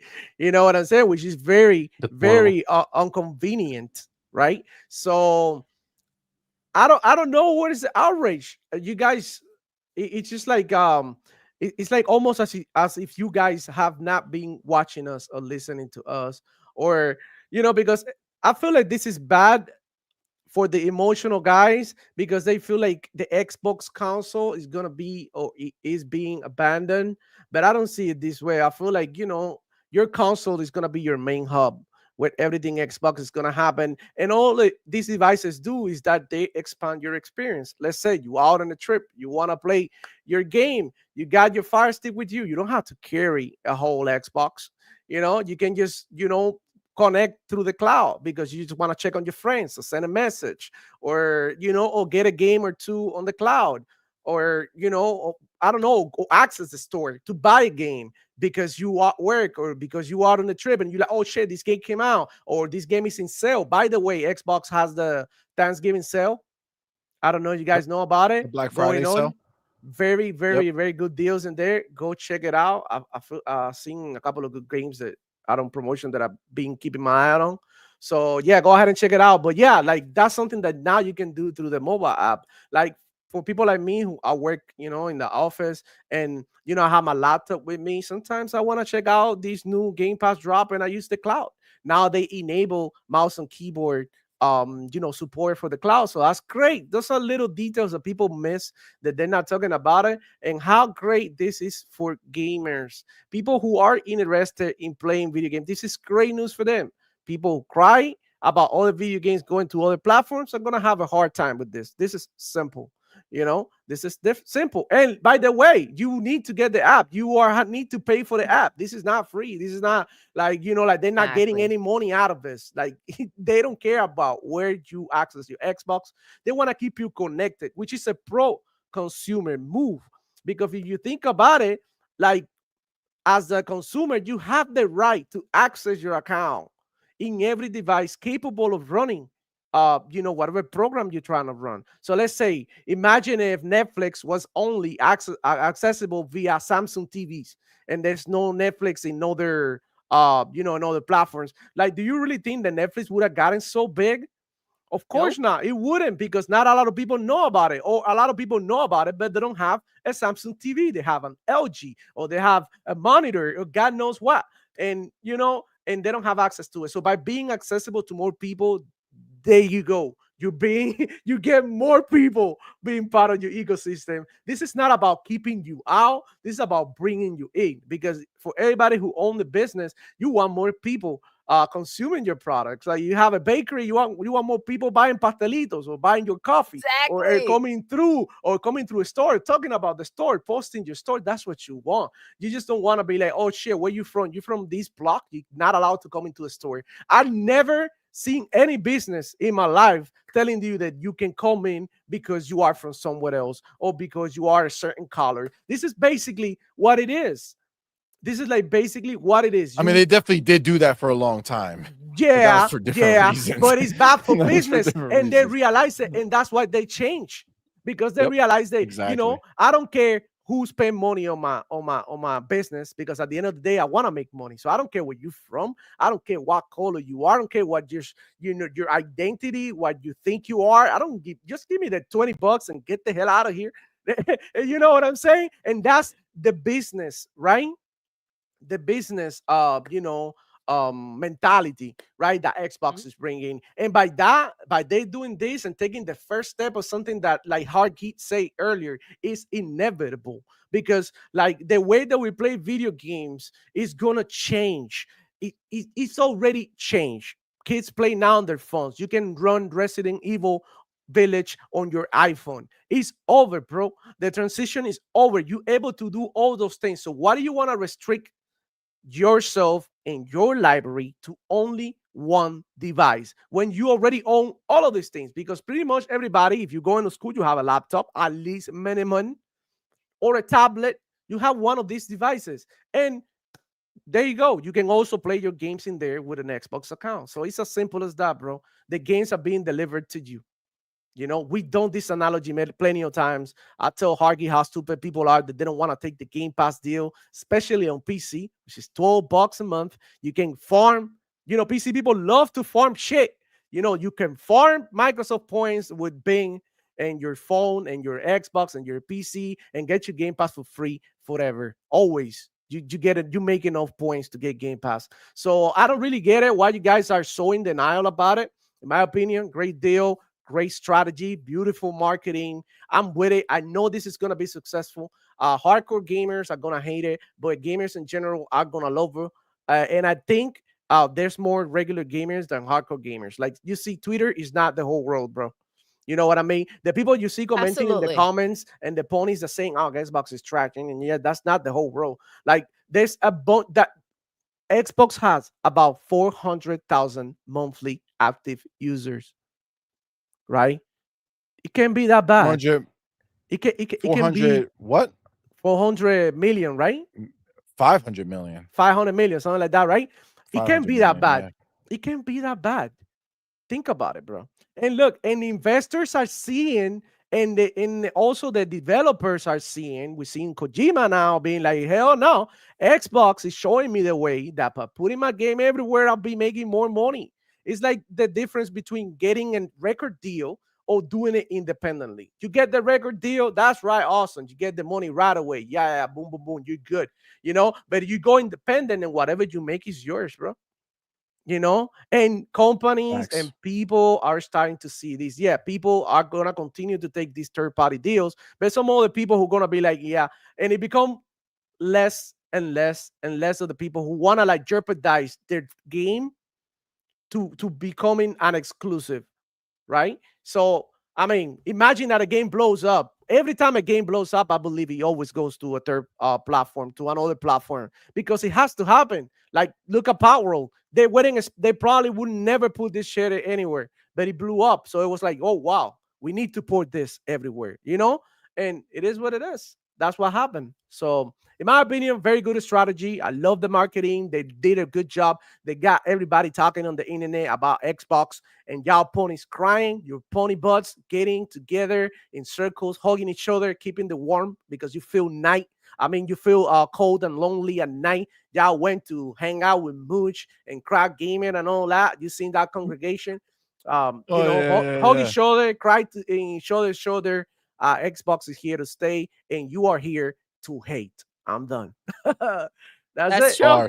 Bars, Demo. So we were talking about yesterday, see how, they act like they don't know that Game Pass is obviously on the Fire Stick, on a TV app, PC, on the Xbox, right? They act as if there's no access to these games in any other way, and that the developers can't just go ahead and for $20 sign up elsewhere, right? And have access to the entire library of games, right? So it's the same thing with this situation here. The access is out there. They're just putting it in marketing. They're putting a commercial together. It's almost as if the marketing is just so good that they don't want, and what they're doing is just so great that they don't want the world to know. So they're going to throw a tantrum to see how they can drag out the energy of what they're doing. I mean, it has to be. It has to be. We're all aware of this situation. We're all aware of what they're doing. We know that everyone has access to these games in these ways. So what are we upset about? Yeah, it's ridiculous. It's actually a genius commercial. It's genius. I agree. It's telling the world that I don't have to abandon the platforms that I have to still be able to interact with Xbox. They're clearly saying, hey, you have something right now that can play Xbox games. What is the last thing they say? So genius. Well, the second to last thing, you're watching this on an Xbox. You are watching this on an Xbox. It's genius. It literally is the case. No matter how you're doing it, you can actually go ahead and interact with Xbox through any of these devices. Yeah. Again, that's how you dominate, guys, bro. That play Xbox on these devices. That's so smart. Guys, Xbox is they're all about how to continue to increase their reach. They want to reach as many people as humanly possible. They told you before. You all thought Phil was joking, right? You guys tried to mock them when they said they want to reach billions of people. Mm-hmm. Do you know how many billions of people have a phone that can play Xbox games right now? They're out there. Okay.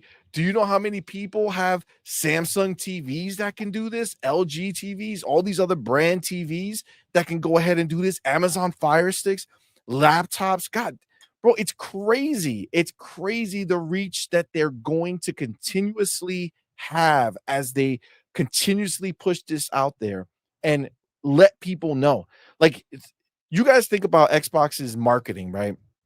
And we always talk about how they don't do anything unless it's impactful, right? Like, it has to make sense. Like, you're not going to talk about a game 12 years before it, right? It doesn't matter. You start the marketing the month that game's dropping, you go hard, right? Because that's enough time for people to see it and say, oh man, I want it, right? This is the same thing, right? Now you're going to see them push this hard. Why? Because this is going to have impact. Mommy, can you mute your mic real quick? Yes. This is going to have impact. This is going to make people say, oh my God, really? How? Let me Google that. How can I do this? Right? This is what it is, man. To be able to wait till they combine this with Game Pass ads nonstop, right? That's going to be the future of this, man. It's about accessing your games. It's about accessing your games. That is the reality. This is not about what box you own. It's about where can I play the games I want to play.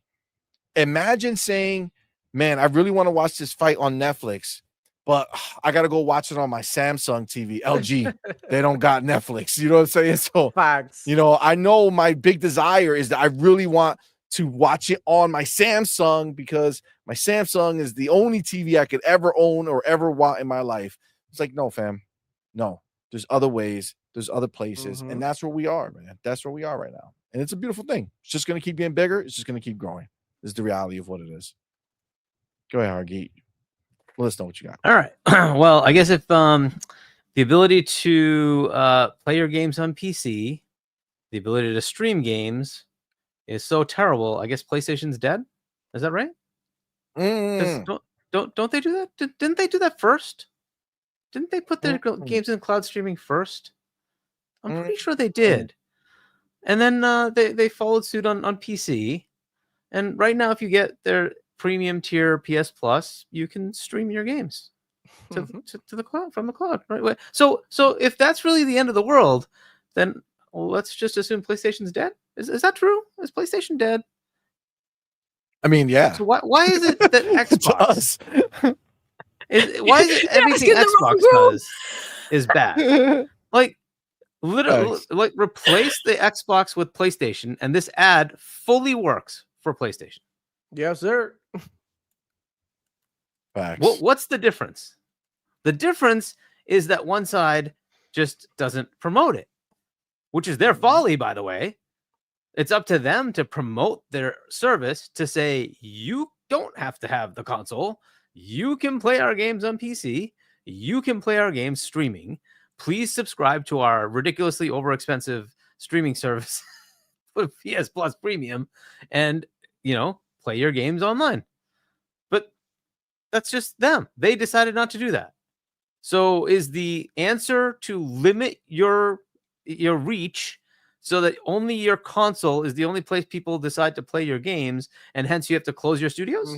Is that a better place to be? I wonder, is that a better place to be? Or is it better to keep your studios open and say, no, you can play our games wherever you like. We just want to give you options, and please pay us so we continue to make content. Which way works better? I don't know. Which is healthier right now? Is it PlayStation that's closing studios, firing their execs? Or is it Xbox? How many execs have been fired at Xbox? Oh, they've been promoted? Oh, they've promoted. Oh, okay. What's going on PlayStation Land? Can anybody tell me? Nothing. Nothing. 400 million lost on one game. Nada. Sold Zilchoid. How are things looking over there? They're looking really good, man. PlayStation just released the PS5 Pro, bro. That's what it is, with man. No killer app. That's the most powerful console, bro. That's the most powerful console. Look, that's all that matters. If they want to continue the path of just doing that, fine, whatever, right? Microsoft owns Windows. They're not going to stop. They're always going to promote PC. That's always going to happen. They're always going to do that. Why? It's their platform. They're going to promote that. On top of that, they own, I don't know, cloud data centers. So they're always going to promote the ability to play in cloud because it again benefits them. So, gee, where's the like? Did anything out of this shock you? Bro. Was there some part of this that's like, this is new news? This is all known stuff. We already known it. xCloud for years. We've been knowing this. What is new? This is just a small, like 30-second clip that tells you about the platform, right? And how to engage with Microsoft. They're happy for you to be on PC. They're happy for you to be on a console. Yep. They'll sell you both. They're happy for you to play on a phone. They'll sell you a service that lets you play on your phone. Where's the this should not be shocking to anyone. They're just trying to get the message out, which is ultimately the right thing, right? They just want to expand their reach so they don't have to close studios. Yep. I kind of prefer that. More games in my service. That's what I like. Where's the downside? This again, it's a doom and gloom baloney. Whatever. If people want to continue the console wars of the 80s and 90s, well, I'm sorry, we're past that. We're way past that. We're in a different world. Those games didn't cost $300 million to make. Nope. $200 million to make. Okay, we're in a different world. If you want these kind of budgets, you want these kind of games, they're gonna have to expand the reach. That's just the way. You know what's crazy? You brought up the console warring from the 80s and 90s, but like social media wasn't around to like, who did they cry to? Like to their each friends. That's each other. Like, oh my gosh. And we were never this, you know why? Because we were friends. We were never that toxic about it. Yeah. It was always like, well, I got this. And usually it was like, well, cool, let's just play that game that just came out on that platform. We'll go to your house and play that. Oh, look, the other side got that game. Let's go to your house. That's usually how it was. So like, because we just want to play games. We used to be happy. We might crash talk a little, but that's it. Right? That's it. That's wild, man. That's wild. It's a different time, man. It's a different time. Yeah, look, at the end of the day, this is nothing new. The doom and gloomers are out there. I get a lot of messages on Twitter and like DMs and stuff with like people who, are like either upset about this or wondering why is this happening or what's happening. And it's like, I went and I watched this other person and they said this and they did this. And it's like, well,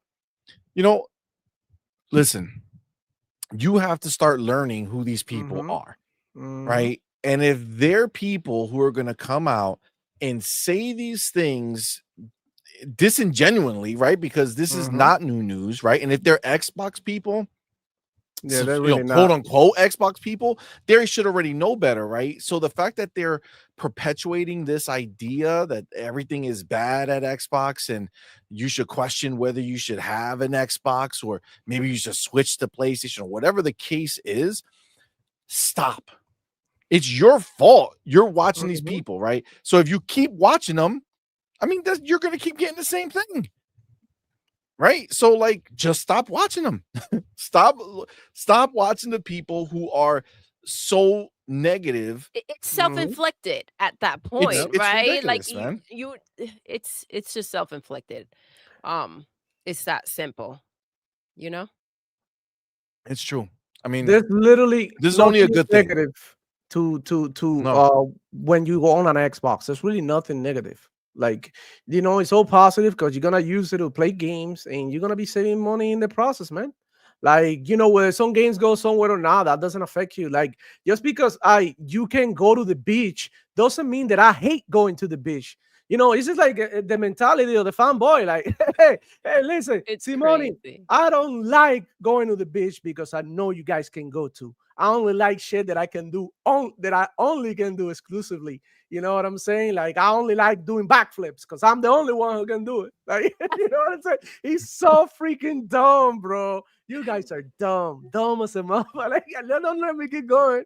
This is getting bien. Usted tan bien loco para carajo, bro. Right? Straight up. It's true. That's what it is. That's what it is. It's really true. It makes no sense. But this is the way they are, man. Listen, the real ones know that this is not a scary place We're not in some world where Xbox is going to disappear, where they're going to stop investing. Is the opposite. Again, I said this before, and I need you guys to really sink it in, right? Let it just sink in, understand it. Xbox is forcing their competitor to fund their entire first party operation and to fund their Game Pass. That is what they are doing. They're forcing their competitors to do it. Don't think Nintendo's out of this. They're not. They're going to do the same thing to them. When the Switch 2 comes out and Call of Duty drops there and it blows up there, that's all funds going back in to keep the first party machine that is Xbox rolling, right? To keep it moving, to keep it pushing forward, and to keep allowing Xbox to go ahead and literally dominate with Game Pass. The competitors are funding their own downfall. Do we put it together? Put it together, man. Like, this is not like back in the day when you only had a few games. So that one game that was exclusive, you felt so much connectivity to it, man. Come on, man. You play the games, you move past them in days, right? In days, you're on to the next one, right? Especially in Game Pass land, right? You play the game, you beat the game, you move on to the next one because there's so many waiting. They're waiting for you. I remember when I got a Nintendo 64. I played Mario 64 for like a year and a half. You know what I'm saying? It's just like that's the way one of the only games I had. You know what I'm saying? That and Wave Race. You know what I'm saying? Like, that was it, right? That was it. So we're in different times, man. I don't have that concern anymore. Just like Demo said earlier, people were concerned about indie. Bro, by the time these dudes is playing indie, we're playing Fable. We're playing South of Midnight. We're playing whatever else Xbox drops around that time. Come on, man. Listen, let's just accept that at the end of the day, Xbox has a bigger vision. They have a bigger vision. They know what's to come in the future. They're not going to fall for the same thing they did last time. They're not going to mess up and bow down to the people who are talking, the small group of people who are throwing a fit on social media. Once you realize what that small group of people are trying to do and you start catching on to the nonsense, you understand that it's not for the benefit of the brand, right? It's not out here trying to like look out for Xbox. This is just, if you can go ahead and take that entire freaking interview and come out with just that one line, you have no type of, you came out here to cause some type of damage. That's it, flat out. That's literally the intention behind it. There's no way that you saw that entire, we all did, and we looked at everything else, the confirmation of a handheld, the health of the freaking brand. Like, there was so much in there, the acquisitions, everything that's taking place, and this is what people grabbed onto. Again, we didn't see the questions. I'm sure he didn't bring up Halo on his own. No, he definitely did not. Exactly. It would have been quoted. Why? Why would he do that? So I'm just saying, there's always more than it meets the eye. And for people to grab onto that, it's just like old news. Here we go with the freaking clickbait and the drama. Yeah, it's so done and over. It's like they put words in his mouth because he never mentioned Halo, and that's something. I'm glad that you said that, because that's the one that they use as, Xbox, and that's what the outrage, right? That's what it comes. People like, oh, Halo. Yep. I don't give a damn. I've been saying it here, and sometimes people let me quiet, don't say it. I'm like, I don't give a shit if Pony play Halo. I don't give a shit. I've been playing Halo. It's an amazing game. Everybody should go ahead and play it. Now, the difference is you don't need it. You don't need it, an Xbox. You can do it in many different fucking ways, or you don't need You just a see console. what it is. It is what it is. We were talking about it. It's like, dude, what's the difference between them doing it on their console later on and spending $70 or going to get it on PC? or going to play it on their mobile on the Fire Stick. It's all the same crap. It's the same right? thing. It's all the same crap. Access already exists.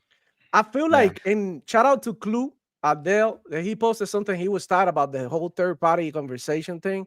I think we got to a point that the Xbox community that really want to rock with Xbox, they don't give a shit about none of that, bro. No one cares, man. No one gives a damn. No one is crying about this because we have plenty of games. Like CMoney said, by the time they're playing Indiana Jones, we already playing. That they might even be dropping that the same day that they drop South for Midnight. Imagine that. You know, oh my gosh, I love that you said that. They've been on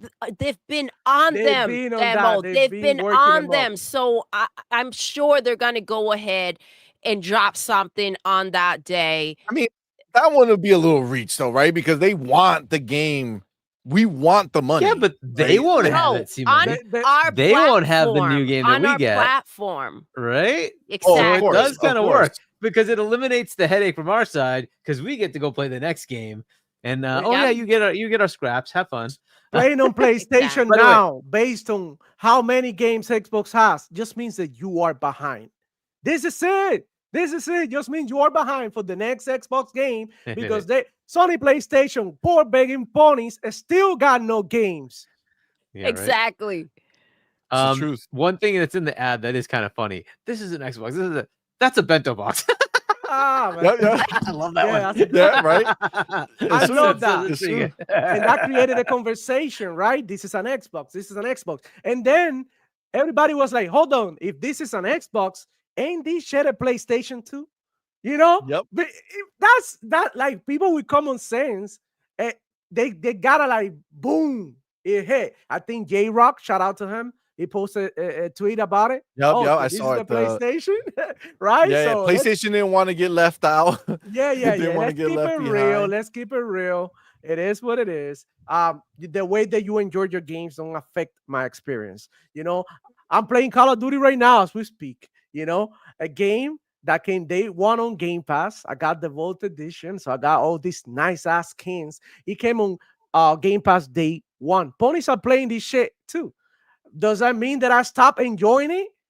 You know, does that mean that I didn't like it? Oh yeah, I can't play Call of Duty anymore because some ponies are playing too. Bro, let them play. Let them pay. Let them play. They're playing their own thing. I'm doing mine.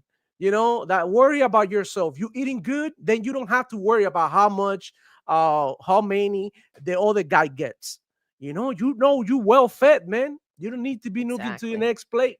And that's the way that I see it. Xbox is keeping you fed well enough so that you don't have to complain because one sad ass game, when you know, out of the like 2-3 games you have, went to another platform.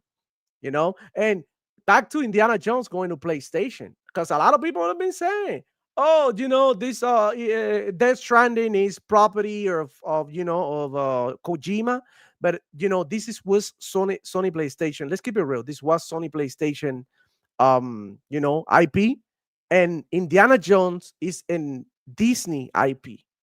So there's one reason why this game is going in there straight. You know what I'm saying? So that's the actual freaking reason.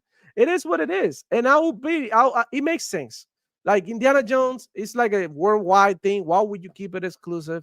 Like it doesn't really, like I always thought Indiana Jones was gonna be multi-plat. Like when they announced it and they didn't announce any other platform, I was like, whoa, I'm confused because the way I see it, this is based on what Xbox is showing and the strategy. They want to put this game everywhere, and then they came out with the announcement. Of course, we're gonna do it, whatever, yada yada. Y'all know the Geoff Keighley story, but I mean, like I said, stop listening to pony butts that they put a lot of shit in your head that it's not true. The PlayStation 5 Pro is not a 4070. It is the most powerful console in the world, but it's not comparable to a 4070. Stop. The same way. I got something for you. I got something. Go ahead. Keep talking. I don't know. Go ahead. Shoot. Drop it. Because what we got over here. Oh no, it's Alex. I don't know if you saw this. He says, "Tell me y'all don't know shit about GPUs without telling me." PS5 Pro in performance mode. Alan Wake 49. Windows 11 with a 3070 864p. Remember, performance mode. What was I saying over here? It'll be close to a 3070. And even then it's not. Even then it's not. It's still less. It's still significantly less. And they're comparing right? it to a 4070. 4070 can do path tracing. Can PS5 Pro do path tracing? 10%. Give me a break. It's still 10% less. 10% left. And then, baby, can you mute your mic real quick? Oh, again? And then, yep. And so then bad. on 4070, it's at 70 FPS.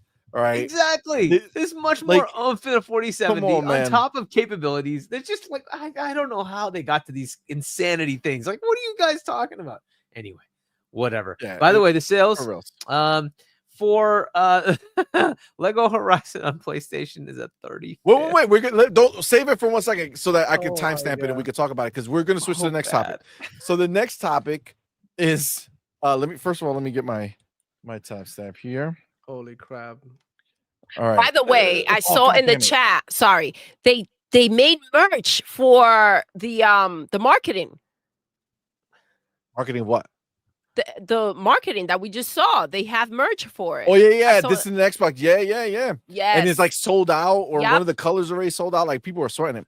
Yep. All right. So I had a beautiful number Go ahead. lined How to up. tell everybody. That's okay. It's okay. All right. So Lego Horizon is a flop, bro. It's a flop. Holy shit. It's a flop. Let me bring this in right now so there's no confusion. Okay. It's doing worse than Concord. Yesterday was the first day it released. Okay. It peaked at 602. Just a reminder, everyone. Concord got pulled from the shelves and it peaked at 679 or 697, one or the other. Okay. This peaked at 602. Now you might say, man, that's Thursday. It's Friday. People are going to come to play. Well, Friday came. They peaked at 432 so far.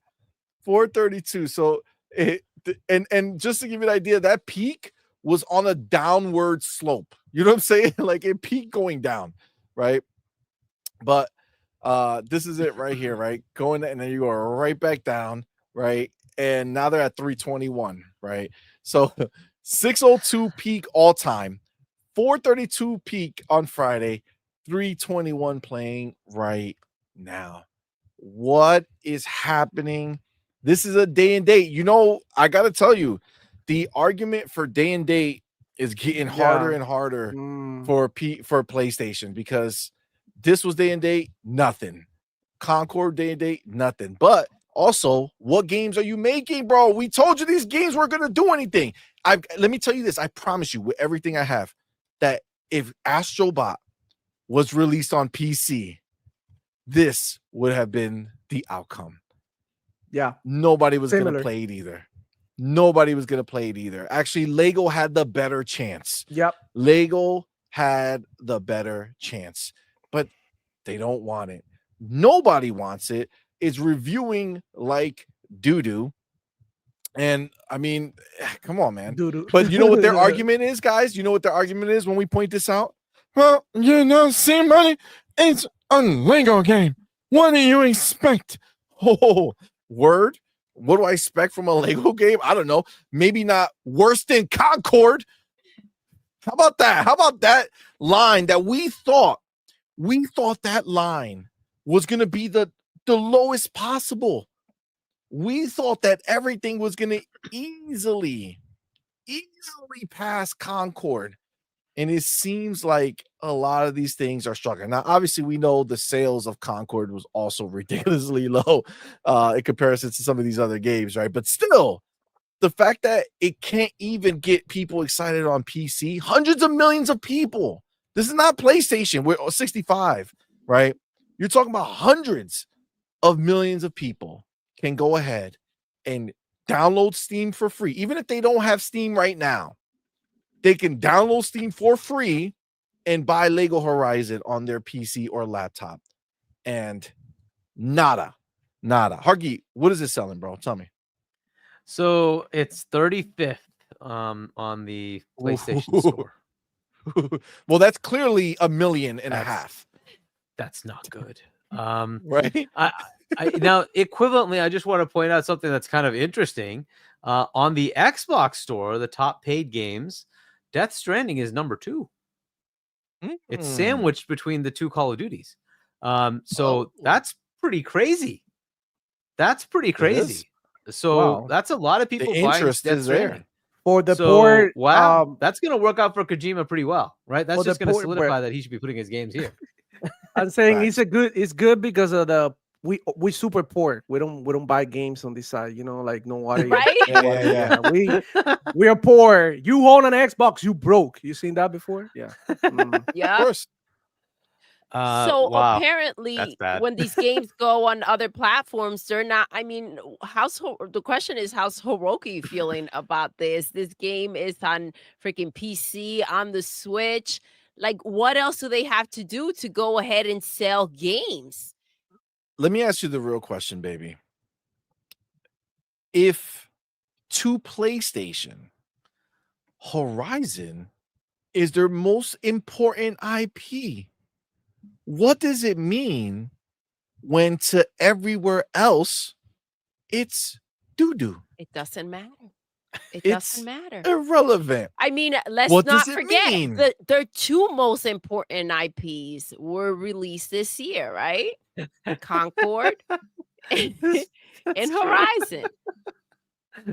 And they both seem to follow the same pattern. They were both the most important IPs.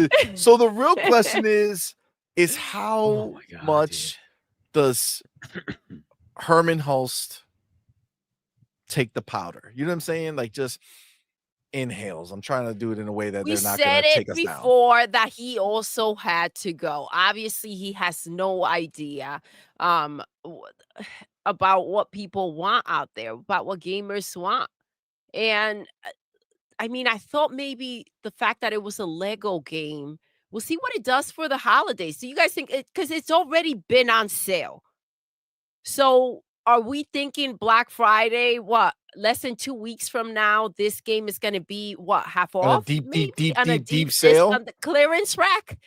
It's very possible. It's very possible. I mean, maybe then we'll see some sales like for the kids. Do it for the kids, listen, guys. PlayStation is going to look at it as a totality, right? Like, so they're going to look at what it does on Steam, PlayStation, and Nintendo. Chances are that Nintendo is probably going to be the best-selling version of this game. We'll see. It is a PlayStation game, and we'll see how they feel about supporting it. Well, the kids don't know anything about PlayStation if they're on Nintendo Switch like that. But I just don't think it's exciting. I don't think a kid looks at the Lego part and say, "Ooh, Lego," and then see Horizon after. Like, what the heck is Horizon, right? Like, they're not going to go on Mario Google. Lego, yes. Mario Lego would melt the world. They will lose their ish about it. Yeah, I just don't see. Dude, again, I think Horizon has the best chance on the Switch. But like you said, babe, you're right, because the kids don't know what Horizon is, so they're not going to just not like really being look at that. promoted Parents on are the not going to Nintendo know shop. I'm looking at Amazon, and it's not in the top. Like, they have like the 2 pages of the best sellers. It's not in there. Astro is still in there at the bottom of the first page, and we all know how well that sold. Yikes, that's not good. That's the thing. Like, Hargeet, that's what you take into account. Where's Astro? The first page at the Astro, bottom. it's at the bottom of the first page. I'll tell you the exact number. How many? It's page How many 2. numbers That's is that? hang on. That is number 48. So it's doing worse than Lego Horizon is right now. No, Lego Horizon isn't even in the top 100. That's an Amazon. This is on Amazon. Lego Horizon isn't even in the top 100. Astro is, and that's at 48. But yeah, it's not even in the top 100. Wow. Plenty of the standard Nintendo games are there. Call of Duty is number 11. Things like that, obviously. But Madden's number 6. Mario Luigi Brothership that just came out is number 13. Yes. Sonic Shadows, that's 16. So there's plenty of those kind of games in there. But yeah, Mario Jamboree is 29. Zelda Echoes is at 31. Right, but so it's not doing great. It's not doing great. No, it's not. We are right. We're sad. We know that the reality is that this is what PlayStation has become, and they don't want to acknowledge it, right? They don't want to acknowledge. They want to always find a reason why it doesn't matter. You know what I don't have to do on Xbox since Redfall dropped, right? I don't have to say anything about any game that comes out on Xbox. Every Xbox game that release is very well made, and it comes into Game Pass. And at the end of the day, no one has, outside of Nintendo, right? No one has the amount of people playing their games than Xbox does. PlayStation does not have 40 million people who played one of their games. It's just not the case, right? Xbox has multiple 40 million games now, 35 million games, 25 million games. This is just Xbox's MO. You know what I'm saying? This is just where it is. Whereas over on PlayStation side, things are just, I mean, this is sad to see. It's sad. I mean, it's hilarious. But it's sad in the sense like, oh, how the mighty have fallen, right? Oh, for sure. Where they used to think that whatever they did was top notch, right? Well, that's why they won't put that out there, right? I don't think that they want the word circulating. So they want to keep that under wraps as much as possible and for as long as possible. But the reality still sinks in when you put out Concord. This is just back to back to back. Concord, freaking Astro. What was the one? The remake or Until Dawn. Lego Horizon. Like, what are we talking about here? The truth has to sink in, and that toxic positivity and whatever they have going on in there, they need to go ahead and try to figure out who has to go, and maybe start listening to everyone else. You know, maybe their critiques are valid. The world is speaking, though, when it comes to their games. So they better listen. Agreed, my girl. It's the truth. They just don't have it. They just don't have it anymore. Like I listen, the reality is that at a time they were cooking, right? Or they upgraded from their microwave cooking to just regular cooking when they were bringing out the first God of War in 2018, you know, the first Ghost of Tsushima. People like, I mean, I didn't feel strongly about them, but at least like the zeitgeist was there. Like people did love these things. And it's just like, they're dead and gone, bro. Like their time is done. Like these are not games that are going to keep living on the way they make them. Like they're so caught up in like trying to make money now, right? Because they haven't been able to make money. So now going forward, they're trying to do these things and it's just not working. You know what I'm saying? Like it's just not working. This is a Lego game. For all intents and purposes, this should have been a slam dunk. But no one's hyped. No one's hyped about this stuff, man. No one's hyped. It's just the reality of what it is. I wonder if Nintendo's like, should we make a Lego? Or I mean, I'm sure they looked at it. The question is, do you want to pay Lego, right? Why do you don't need them? You don't need to. You know what I'm saying? People are just going to be pumped to play your next, you know, Mario game, right? So you don't need a Lego branded version of your game to reach new people. Like who you reaching with that? The same people. You know what I'm saying? It's not like now if they want to make, you know, Mario the shooter, then maybe you want to, you know, partner with Halo or Call of Duty. You know what I'm saying? Get Mario in Call of Duty, show him with some weapons, you know what I'm saying? And then ease people in. And then the next game you have a, you know, Mario and Luigi shooter. Mario's sick of the crap. He's tired of Peach getting taken. And they said it's happening for the last time. And he goes and kills everybody in the game. You know what I'm saying? Everybody. Every character along the way. Bowser, Koopas, all those, they get got. That's it. It's done. Enough with the jumping.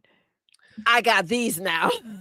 Exactly. But outside of that, man, they don't need to, right? PlayStation is the one that's trying to branch out. We all said it. We saw the advertisement for Lego Horizon, and we all pretty much, I'm pretty sure we all agreed that Aloy there was way better than the real Aloy, right? Like Aloy is NyQuil, right? She is boring. She is literally like lifeless, the death of the party. Yeah, you know what I'm saying?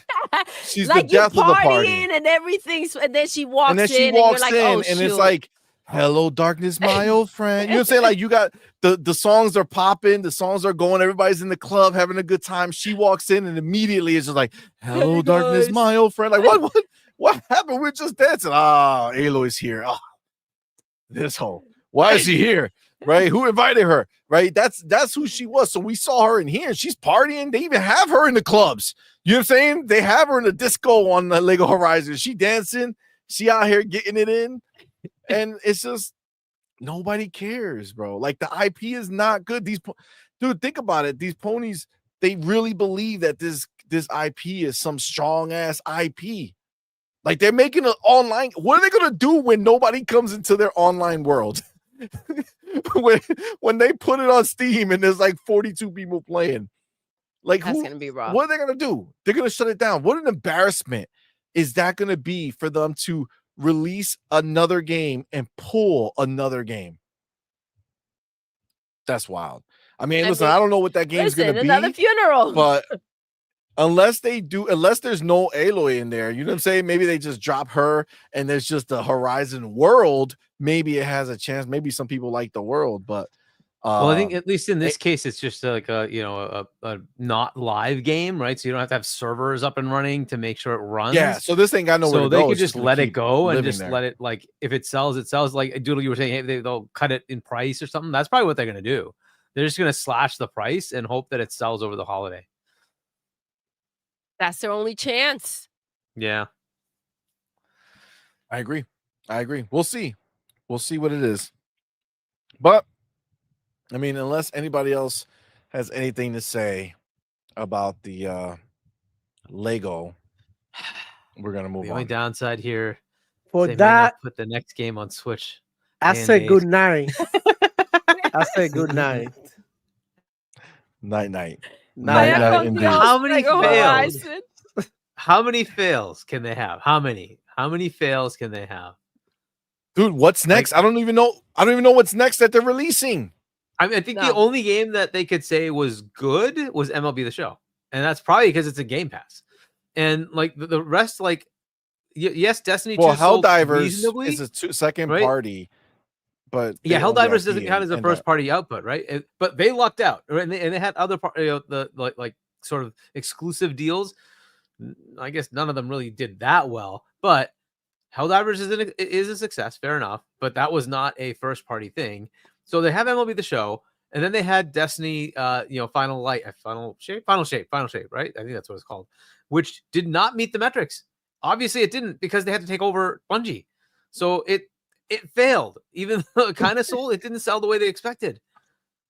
They just had fail after fail after fail. Then the next thing, of course, was Concord. Yikes. Astro. True. It sold 40% more than this other platformer. Yay. 1.5 million. Okay.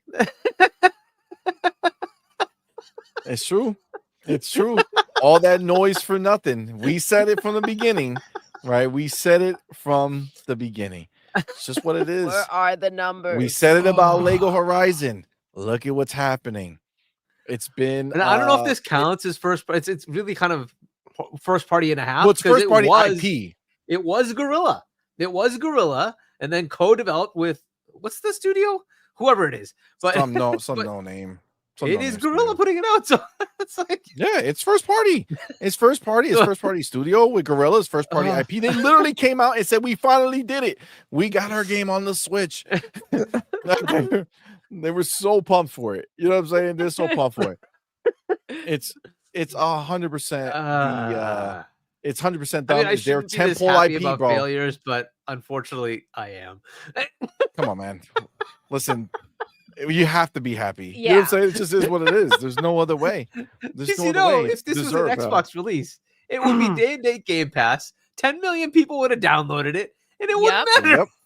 If this was Lego Halo, the game, like, this would have been blown up. Blown up for sure. Absolutely.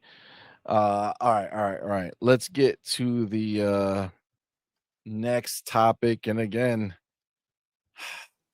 Xbox, all we do is win over here now. You know what I'm saying? This is just the way it is. You guys are gonna have to accept it, because it's just, there ain't nothing else to it. It has been confirmed here that Xbox is now the lead platform for Black Ops 6 over PlayStation and Steam. That is right. Understand what that means. That means the PlayStation platform, when a Call of Duty would come out, it used to be the place where the most amount of people were playing the game. Okay, that's where the most amount of people were playing was on PlayStation. And now that's done. Now Xbox's entire platform, whether it's Xbox on the console, whether it's through PC, the Windows PC store, not Steam, but through the actual Windows PC, through whether they buy it or it's on Game Pass, and whether they're accessing it through cloud, no matter how they're doing it, those places, the Xbox ecosystem is now the biggest platform for Call of Duty Black Ops 6. And that, my friend, is glorious, because it shows that Xbox and Call of Duty are back, right? It shows that Call of Duty is back home. This is the way it was always. When Xbox had the marketing, this is where it was. Xbox was the shooter box. Why? Because it had Call of Duty, it had Halo, it had Gears, right? Call of Duty was the place where everybody played. And then they lost they gave up the rights, or they gave up the marketing rights. And that's where it ended up. It's been on PlayStation in a downward spiral ever since PlayStation took over. Baby, can you mute your mic real quick? Ever since PlayStation took over the marketing, it's been going down. It's been negative conversations, things that were not good. Even Modern Warfare 3. Remember, it may have been released under the Microsoft banner, but it was released under the PlayStation marketing. Now that's done and over with. This game is on Xbox day one in Game Pass, and it is marketed by Xbox, and it is number one. It's a beautiful thing. It's a beautiful thing. So, baby girl, what do you think? What do you feel about that being the case here?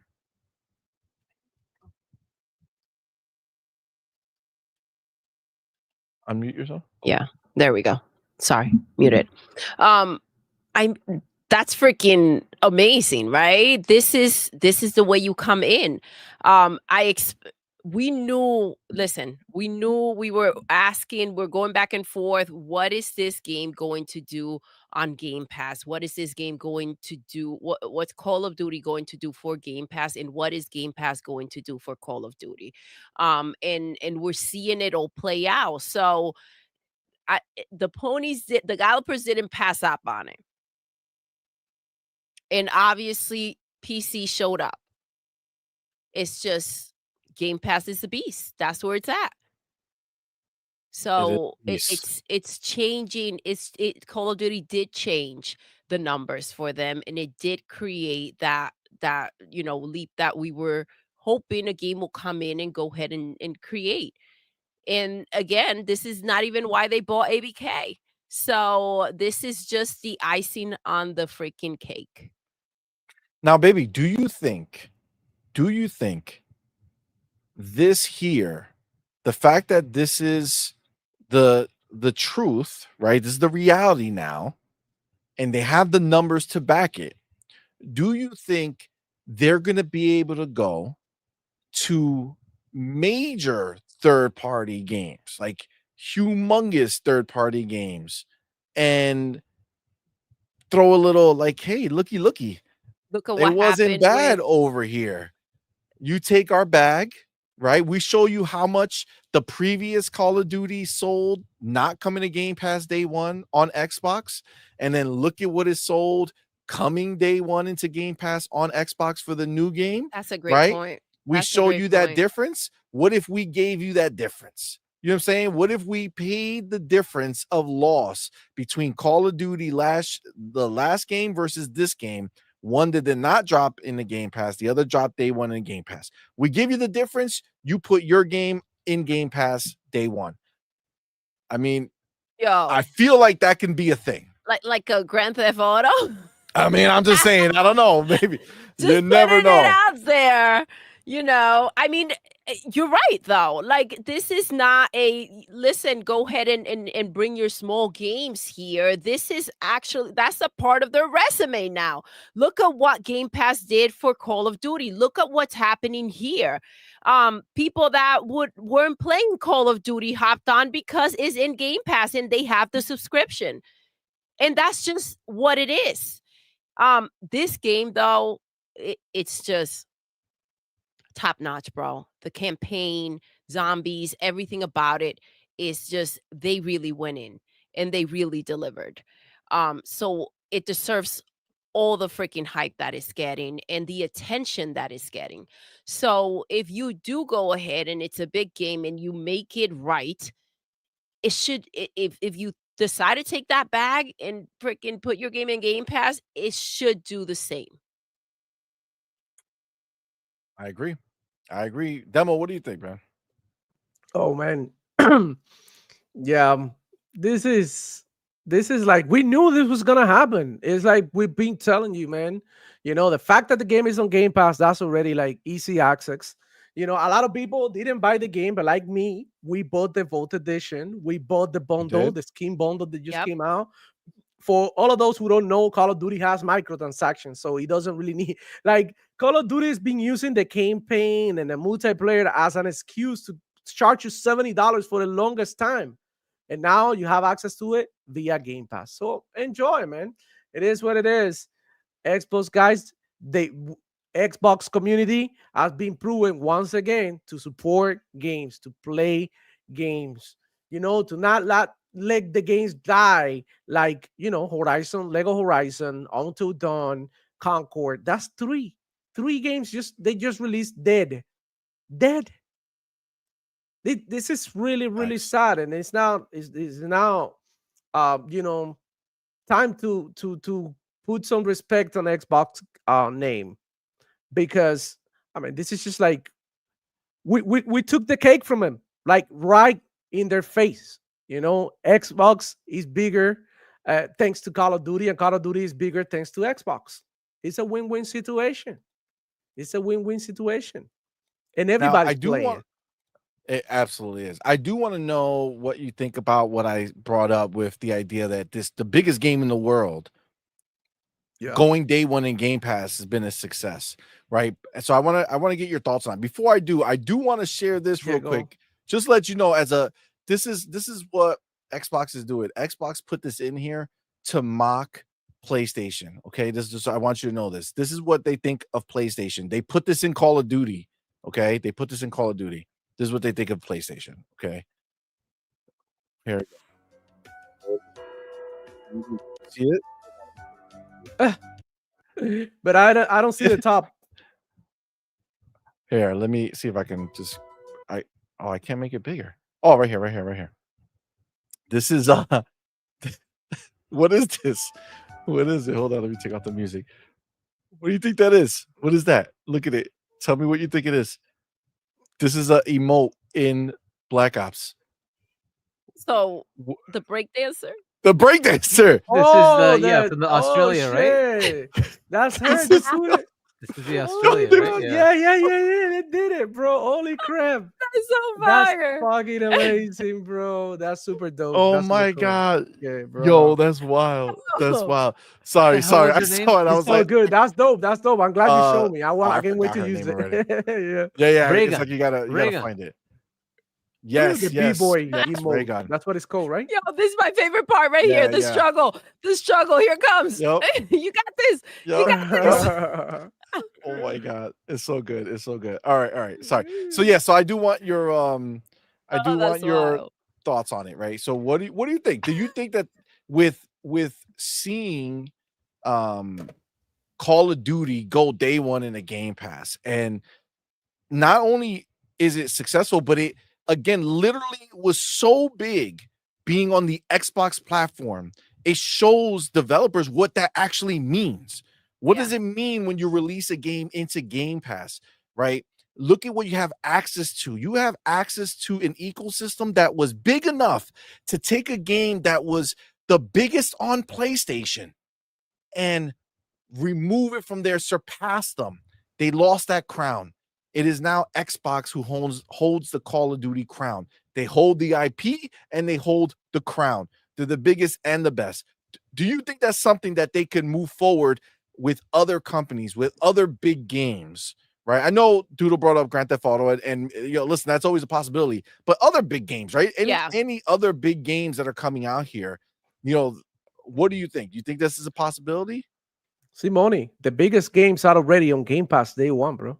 Are you kidding me, bro? All these games, bro, like Hellblade, you know what I'm saying? Then we continue with, Call of Duty, then Stalker 2, then Flight Simulator, then Indiana Jones, right? Diablo, all the seasons, Overwatch. Bro, this shit is already happening. What are you talking about, bro? The biggest games are already here. This conversation, I feel like it's pointless.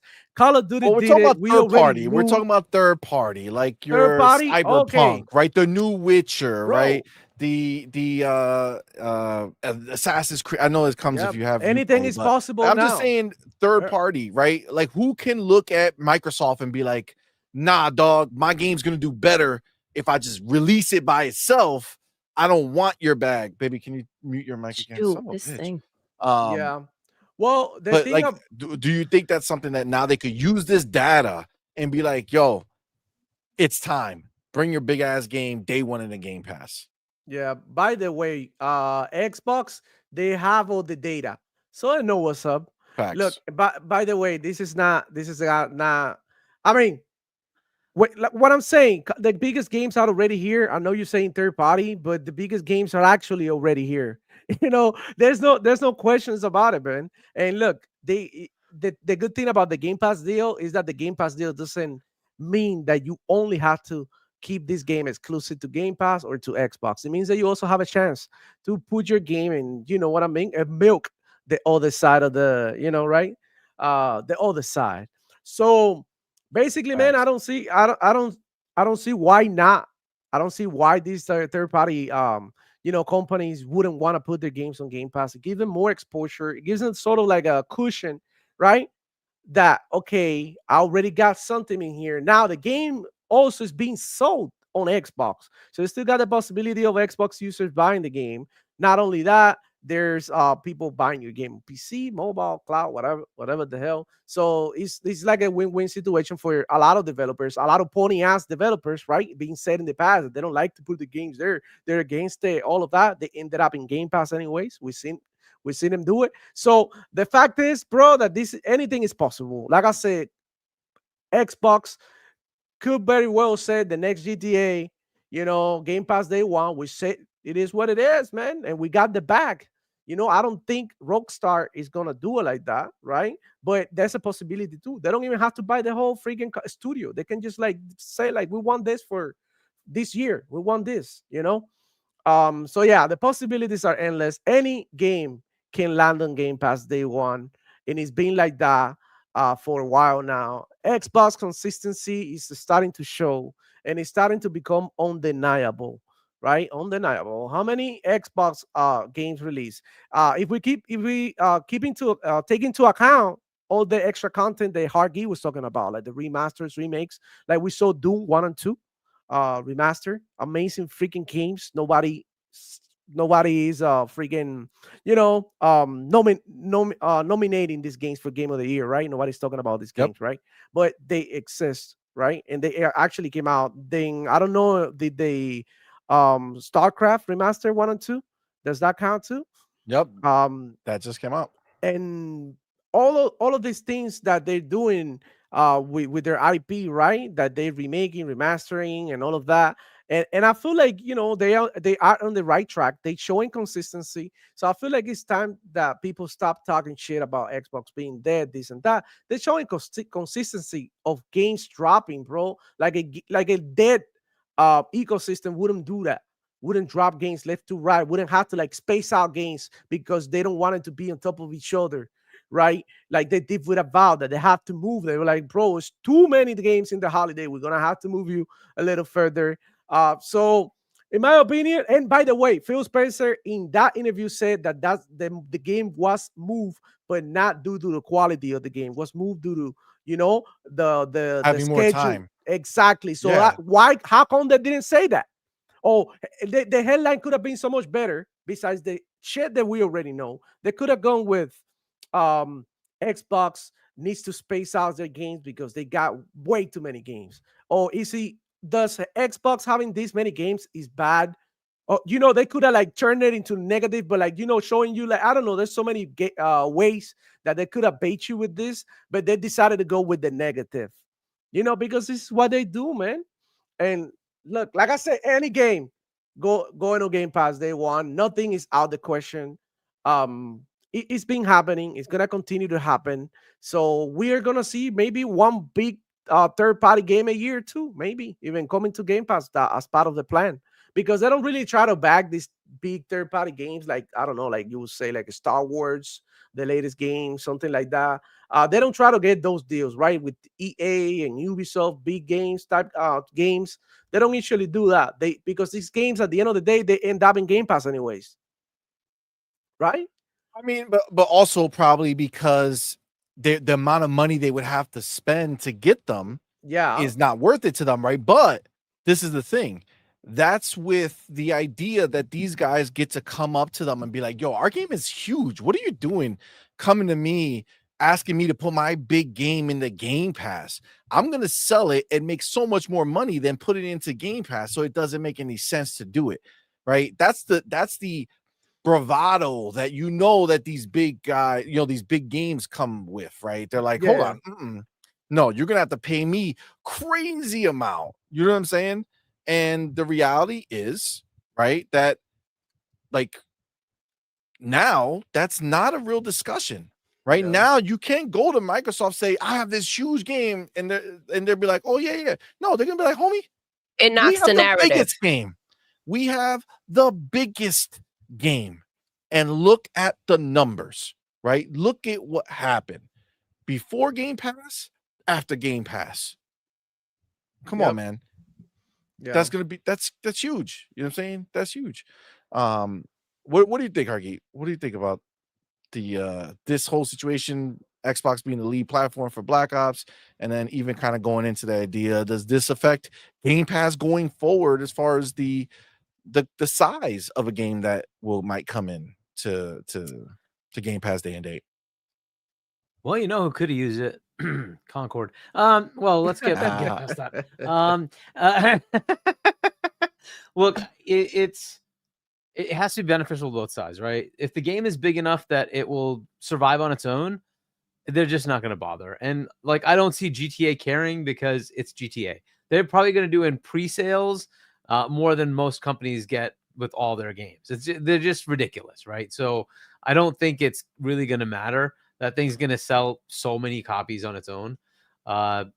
Where it might matter is a new IP. That's usually where it's very interesting, right? So take like the first big AAA game that tried to go into Game Pass day and date. Was that? It was a Square. What was that game? Something Riders. Do you remember the name of it? I can't remember the name of the game, but it was from Square, and you know, it did reasonably well for them. Square loved it. They liked the reception. I just can't remember the stupid name. But that was like the first big like sort of AAA level game that went day and date, and that kind of worked. But it was a new game, right? Outriders. It was a new IP, and it was unknown, right? And they're like, we just keep losing. That was what Square's record was. Like they don't seem to ever make their money back, right? And they're like, hey, let's just try it, right? And that worked. Now, is that like gonna work for every game? No. If you're an established thing, you're probably gonna do fine. Think of like Cyberpunk was a new IP, but it was from like CD Projekt Red, and they're like people just gave them the benefit of the doubt, and it sold like crazy. And so it did well on its own, right? Is that always going to be the case though? Not really. So it's a like, you have to figure out the market. Metaphor, for instance, did not go into Game Pass day and date. It probably should have. Because what is its sales? It's something like 1 million or something. It did not sell reasonably well, right? Though it's critically very highly rated, just like Astro is big, right? Yeah, right. So, and that's the question: is like, is that good enough, right? Would you have rather taken a bag from Xbox and say, hey, if you hit certain thresholds, we get 10 million users or 3 million users or whatever it is, we'll get extra money, right? And do some sort of deal like that. Would that have blown that game up even more? I would think so. I would think you'd get a lot more just because of the buzz of its ratings, right? There's so many people say, wow, this is critically very highly rated, very good game. Sort of takes away some of the stigma of the school setting instead of having a more adult setting, right? And it's like, okay, cool. Maybe more people would just try it, right? That would have been a potential for me to say, hey, that would kind of make sense. New IP being marketed by Xbox, would this have been a good potential for you to take advantage of that Game Pass reach? I hope they learn that, and I don't know how much they would have lost. Like, it didn't sell that well that you would they have lost 100,000 in sales or something like that? Would they have made that up in Game Pass? I would think so, right? So and they're going to do the metrics. They are. Sega's going to do the metrics on that and say, well, why didn't we do this? It probably would have made much more sense, right? They had a hit. They knew it. They had a hit. But it didn't have the reach, right? Whereas, they know what happened to Yakuza when they put it in Game Pass. It blew that game up quite a bit. That game had, the Yakuza series is at a whole new tier at this point. Because of Game Pass. Facts. 100%. Right. So, they know what that can do. They're happy to put the other personas into Game Pass. That one just is kind of confusing to me. Why didn't you do that? That one would have just made sense to me. But okay, that's their choice. Maybe it comes in later. Fair enough. But I think that would have been an awesome day and date. It would have just blown up, right? Because just the buzz of that rating, 90 plus meta, holy crap, right? And you have it in Game Pass. Go ahead and download it, right? PC and console. Damn, how many players would they have, right? I think this is what happens. If this thing if Game Pass hits 50, 70, 80, 100 million, it becomes an undeniable force. I know people don't give credit to Pachter, but that's what he was seeing. He was seeing that future of if they're at 100 million, it becomes an undeniable platform. Because look, if 4% of that platform decides to play your game, that's insane. For most companies out there, that's insane, right? We keep thinking, 10 million. We saw those sales numbers, right, that they put in from Sony's financials. They weren't that impressive, right? You look at a handful of games that were good. The rest were not that impressive. If you can get 5 million engagement, 10 million engagement, that's insanely good. If you make the deal correct, right? Microsoft gives you more as you increase the number of players and a number of, the amount of hours they play. You can get a good deal from Microsoft in that platform. And that was what Pachter was seeing is if they do it right, if Microsoft plays their cards right, and they get this thing to 100 million, it's an undeniable force in the gaming industry, right? Because why would you not want to be there? Why would you not want that automatic 100 million players, right? It's the reason people go to PlayStation. You have this massive base, but they have to pay to get the game. There's a paywall, whereas you've already got the customer, they've already got you, right? You're captured. It's really a question of will they download? That's really all it comes down to, right? So yes, this is a potential as it gets to 40. We're likely at 40 at this point, right? We can probably assume we're likely at 40 million subs at this point. It gets to 50, 60. Yeah, it starts to become an interesting place to be. Starts getting crazy. It just gets, and then like if those top tier games, yeah, that would be an acquisition only. No GTAs coming on this thing day and date because they don't need it. They just don't need it. They have name recognition alone. It's fine, right? Could a Witcher 4 do it? Again, with the success of Cyberpunk after that disaster of a launch, they're not going to need it. They just don't need it because they have that name recognition. They're going to be okay. But it's these other ones that are in between. It's like, well, we don't know if this new IP will work or not. Let's try. Kinitsugami, for instance. Did that gain by being day-and-date Game Pass? I'm sure it did. That probably would not have gone anywhere had it not been in Game Pass, right? That's the kind of thing. These companies are looking at that. Wolong did well. Guess what didn't do well? Rise of the Ronin. That had a paywall on one platform. Whereas Wolong, they said, go put it wherever you want. We're just going to want it in Game Pass. It did well for them, right? So that's the kind of thing you see. Agreed. Hopefully more companies will look at that and take the riskier bets and say, let's put it in Game Pass. So, I mean, I definitely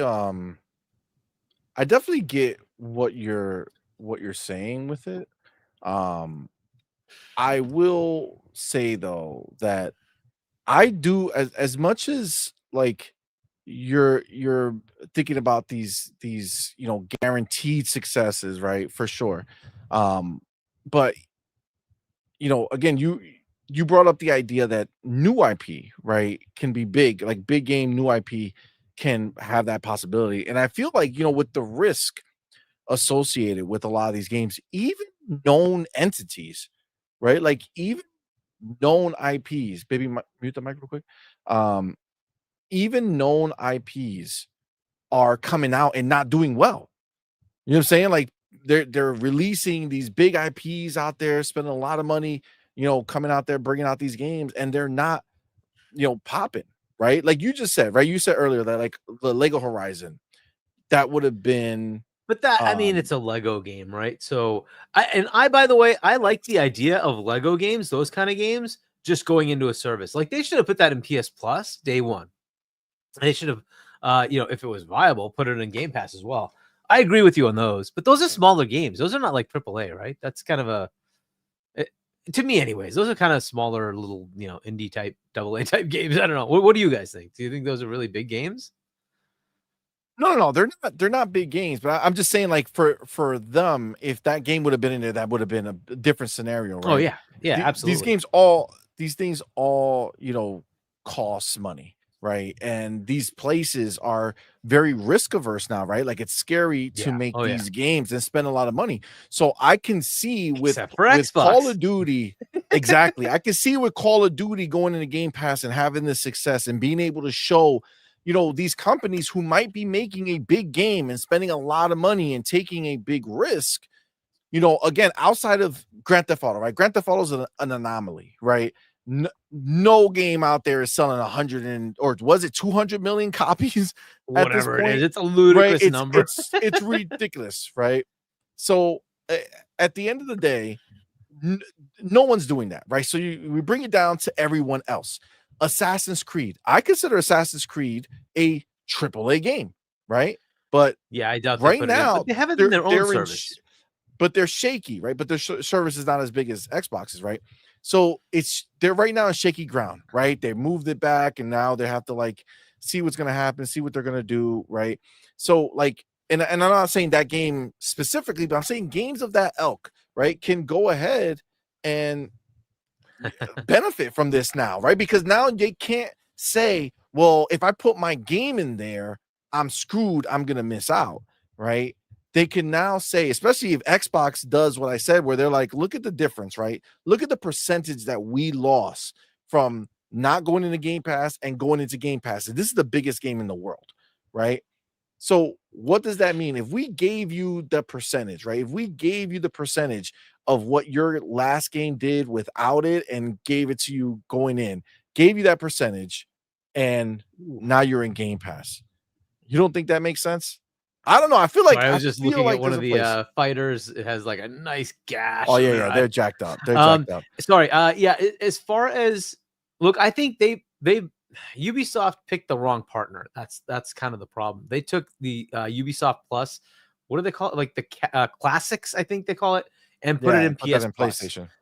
That was a waste. They shouldn't have done that. What they should have done instead is worked with Xbox and put it in Game Pass and take their top tier and cut it down just a bit, right? Because the top tier gives you like the full game with all the DLCs.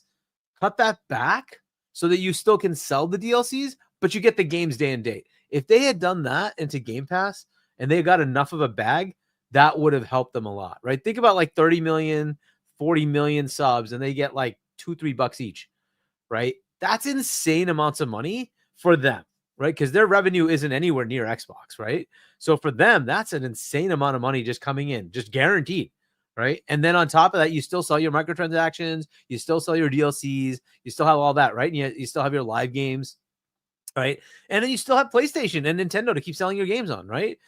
So and in Steam for those who want to just buy it in Steam, right? So that would have been a better deal for them, I think, than doing what they did with PlayStation, because I don't know if that's working out for them.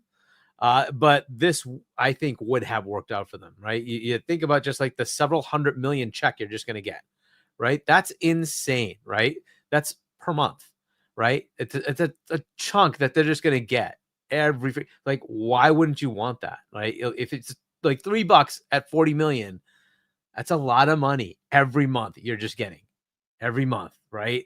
Their revenue isn't anything close to the ridiculous levels of like at PlayStation and Xbox, right? So for them, that's awesome, right? If they had done that, yeah, that would shore up their games. That would allow them to keep making the next Prince of Persia, right? That they did not sell well, right? Whereas if it was in Game Pass, done. Who cares? You're getting the check. You don't even have to worry about it. It doesn't matter if they download it. You're just getting your check, right? I think that would have been a better deal, but they went with PlayStation. I don't know what the particulars are of that deal, but I doubt it's that good because it wasn't day and date. And there were rumors that Xbox wanted to get Ubisoft Plus, the whole thing. They wanted to get the whole with the DLCs into Game Pass. They were willing to make that deal. They did not go with Xbox. So I agree on that one, because Ubisoft is now like in a position where if AC Shadows fails, they're in deep trouble. Like they really need that to hit. And, you know, it's really on them because they've created a controversial issue. But ultimately, their company is kind of, you know, dependent on that game doing something, because everything else is failing. They're not doing well. Agreed. So maybe it is a good idea. Maybe it is a good idea to just strike that deal. Like, what the hell, right? I'm telling you, I think it just makes sense, man. I think a lot of these games are not above it anymore. A lot of these games are just not there. Like there's just not big hitters. In usual PlayStation fashion, they might have locked them out. They might have said we can't put games in place in Game Pass. I mean, the games come to you play that's on Xbox, but yeah, maybe that might be a possibility. Babe, let me ask you a question. Babe. When you hearing the different types of big games and some of these publishers that are struggling, do you feel like there is a possibility? I mean, do you think ultimately that it might make sense for some of these publishers to kind of lose the pride of saying that my game is too big for Game Pass, and seeing that obviously if Call of Duty is not too big for Game Pass, then what else can possibly be, right? Nothing is off the table, right? Because nothing is guaranteed. So it doesn't matter how big you are. Essentially, you can have that one miss.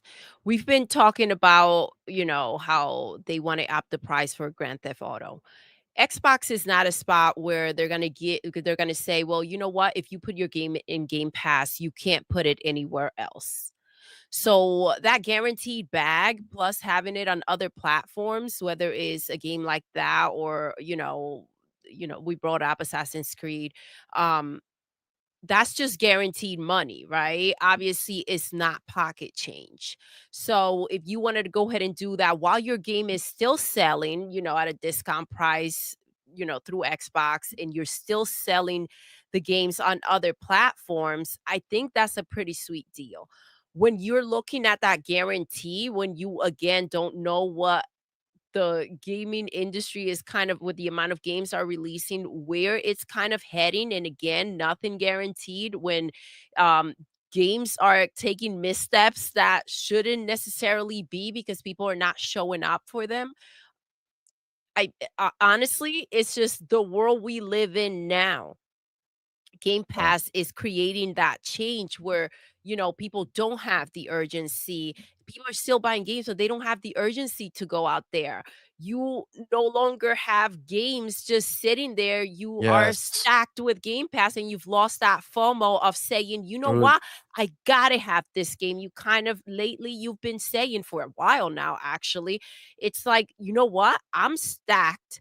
I'm gonna wait till I'm done here. And by the time you're actually ready to play some of these games, they're on sale. They're on Dude, you're right. sale or highly discounted, or Black Friday's right around the corner. It's like, oh, might as well That's just right. wait.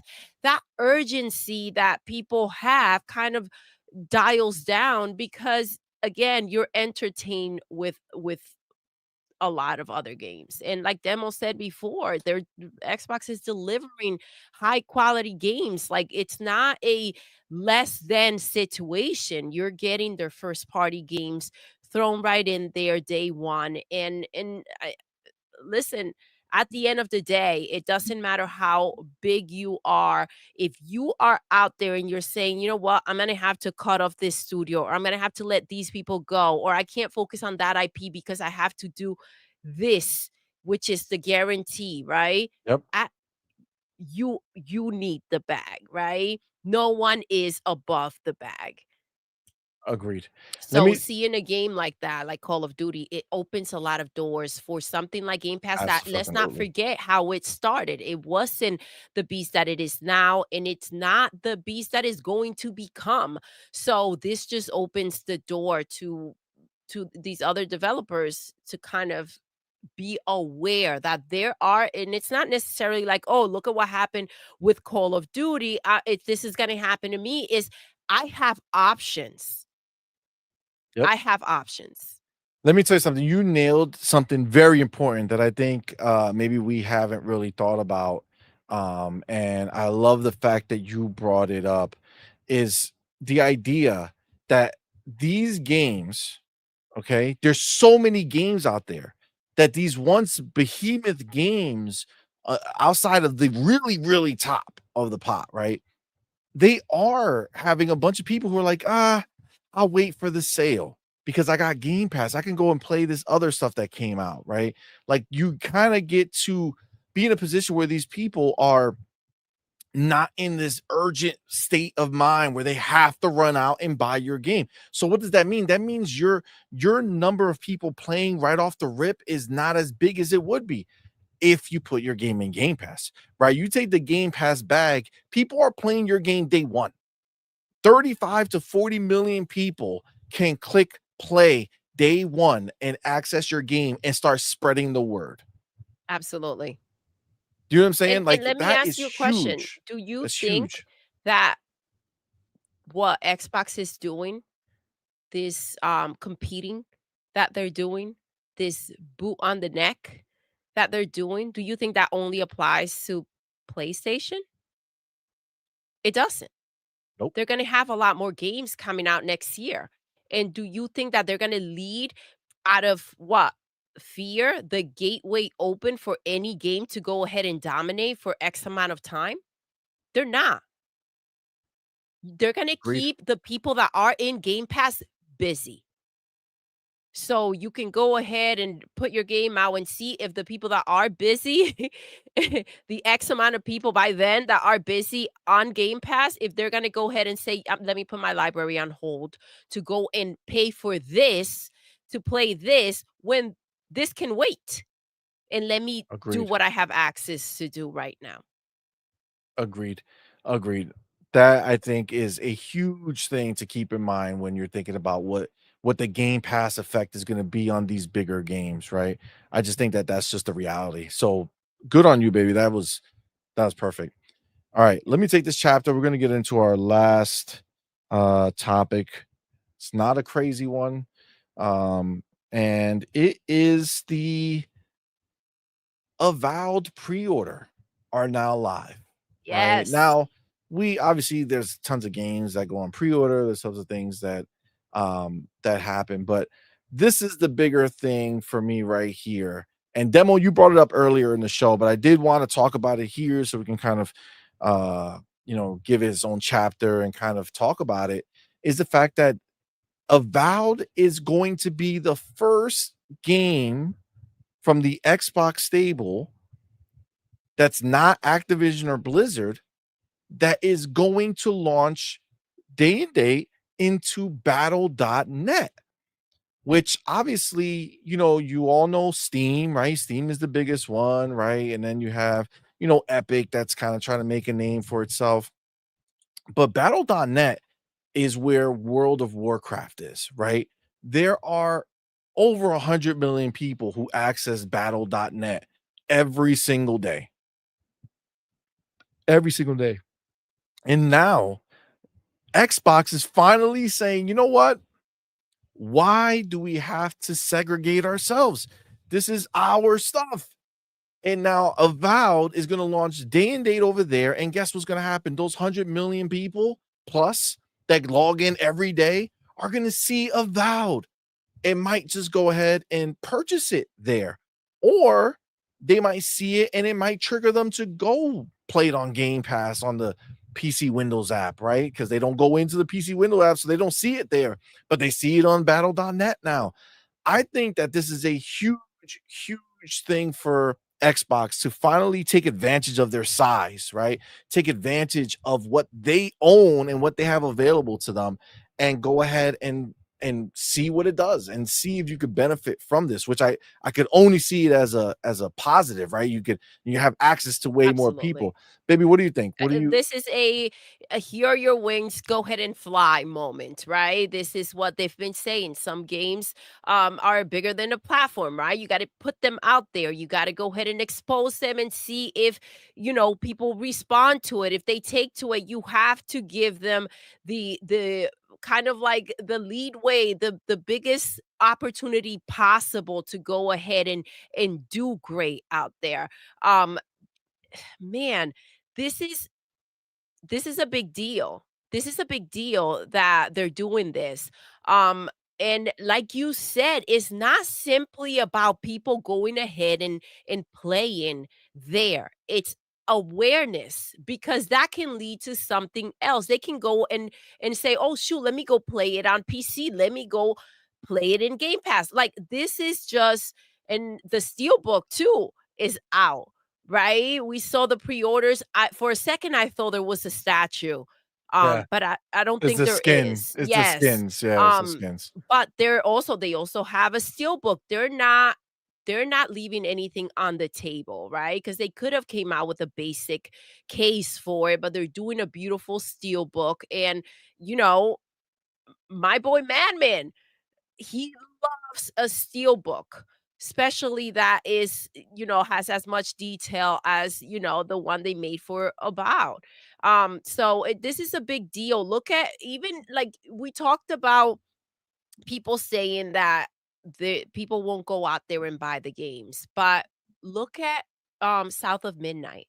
We already pre-order the vinyl for it, We did. and We the did. game is going into Game Pass, right? So the Yep. fact that they're doing all these little things and they're getting creative enough that it's not just here's a, physical copy, here is just another statue. Now they're doing there, we know that that soundtrack is seems like is going to be phenomenal. So they're going ahead and having the vinyl for it. Over here for a while, they're doing the steel book. For indie, they're doing the globe.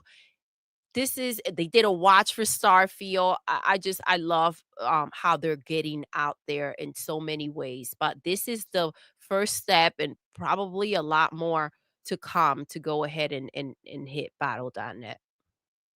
Agreed. Demo, what do you think, man? You talked about it earlier. It's a huge move. I think this is great. This is great. Like again, Xbox showing you how to do business, how to how to not leave people out, right? And like you said, let's make use of our store because it belongs to them. And instead of just unifying everything, you know what? We're not gonna make anybody over there come to Game Pass having to do all of that. We can continue to keep the store active so that more people can access games in their way they want to access them. This is another great freaking move because I mean, this is a type of game that resonates with Battle.net too. If you look at Battle.net, we got World of Warcraft in there, Diablo, so this type of like medieval stuff, like that's what they usually got in there. So I feel like it totally matched the setting, and I think the game is gonna do great. It's gonna give the game more exposure. I love how they did the steel book too. Avowed looks incredible now in this trailer. It looked pretty good. I'm not gonna lie. It does. It So looks really good. I'm very it excited looks for really, really, really intriguing. A lot of people are super excited for it. I've seen a lot of people commenting on different YouTube videos and social media in general, talking about how Avowed is one of the most exciting games next year. Even though there's Doom, even though there's Alpha Midnight, even though there's Fable in the, a lot of people are more excited about this. And I agree. This is one of the games that I can't wait to try because this it's is Obsidian, my jam. man. This is my It's jam, and I Obsidian. know Obsidian. They cooking. They know what they like Obsidian. Every freaking game that I play from Obsidian has been great. So I'm pretty sure they gonna be doing a good job with this game. The amount of detail, the colors, everything resonates with me. I even liked it the first time that they showed it. A lot of people saying like, "Oh, I don't like this," and they were crying, and I was really. What do you mean Avowed? Yeah, About when they first showed it. The first time they showed it, the graphics just weren't what I would want from a new game from Obsidian. But they cleaned it up. After that, the next time they showed it, got better, and even now it looks phenomenal. But I'm gonna be honest, I didn't mind that art style either because I believe that that having a personalized art style, it really shows not every game has to look the same generic way. So they were attempting to do something different. Of course, gamers can have nice things, so everybody cried about it. So it brought it back to the other thing. The art style is not like a problem. It's more the better lighting. Yeah, it's just more polished, right?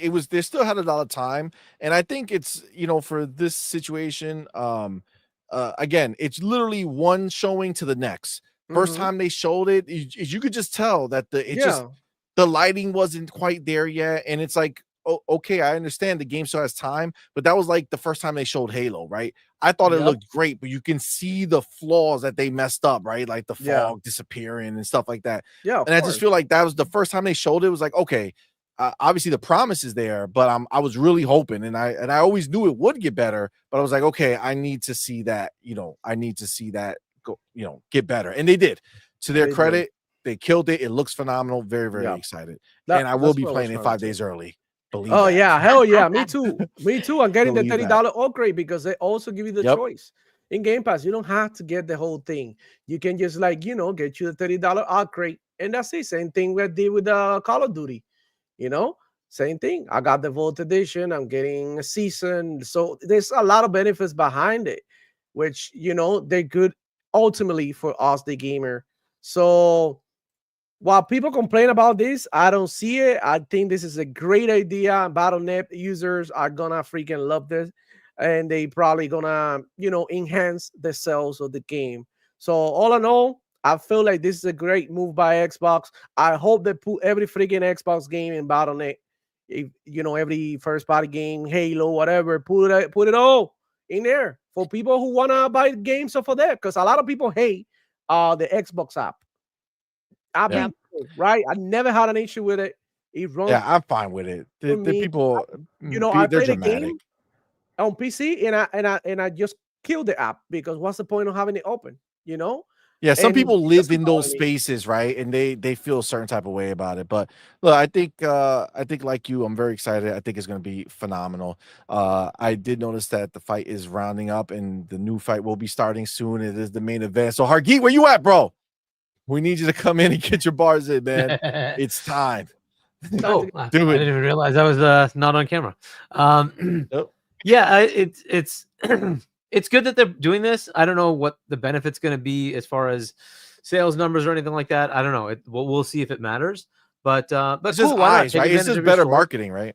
Yeah, it's another store that they already own, right? So why not, right? Let's just go ahead and see what happens.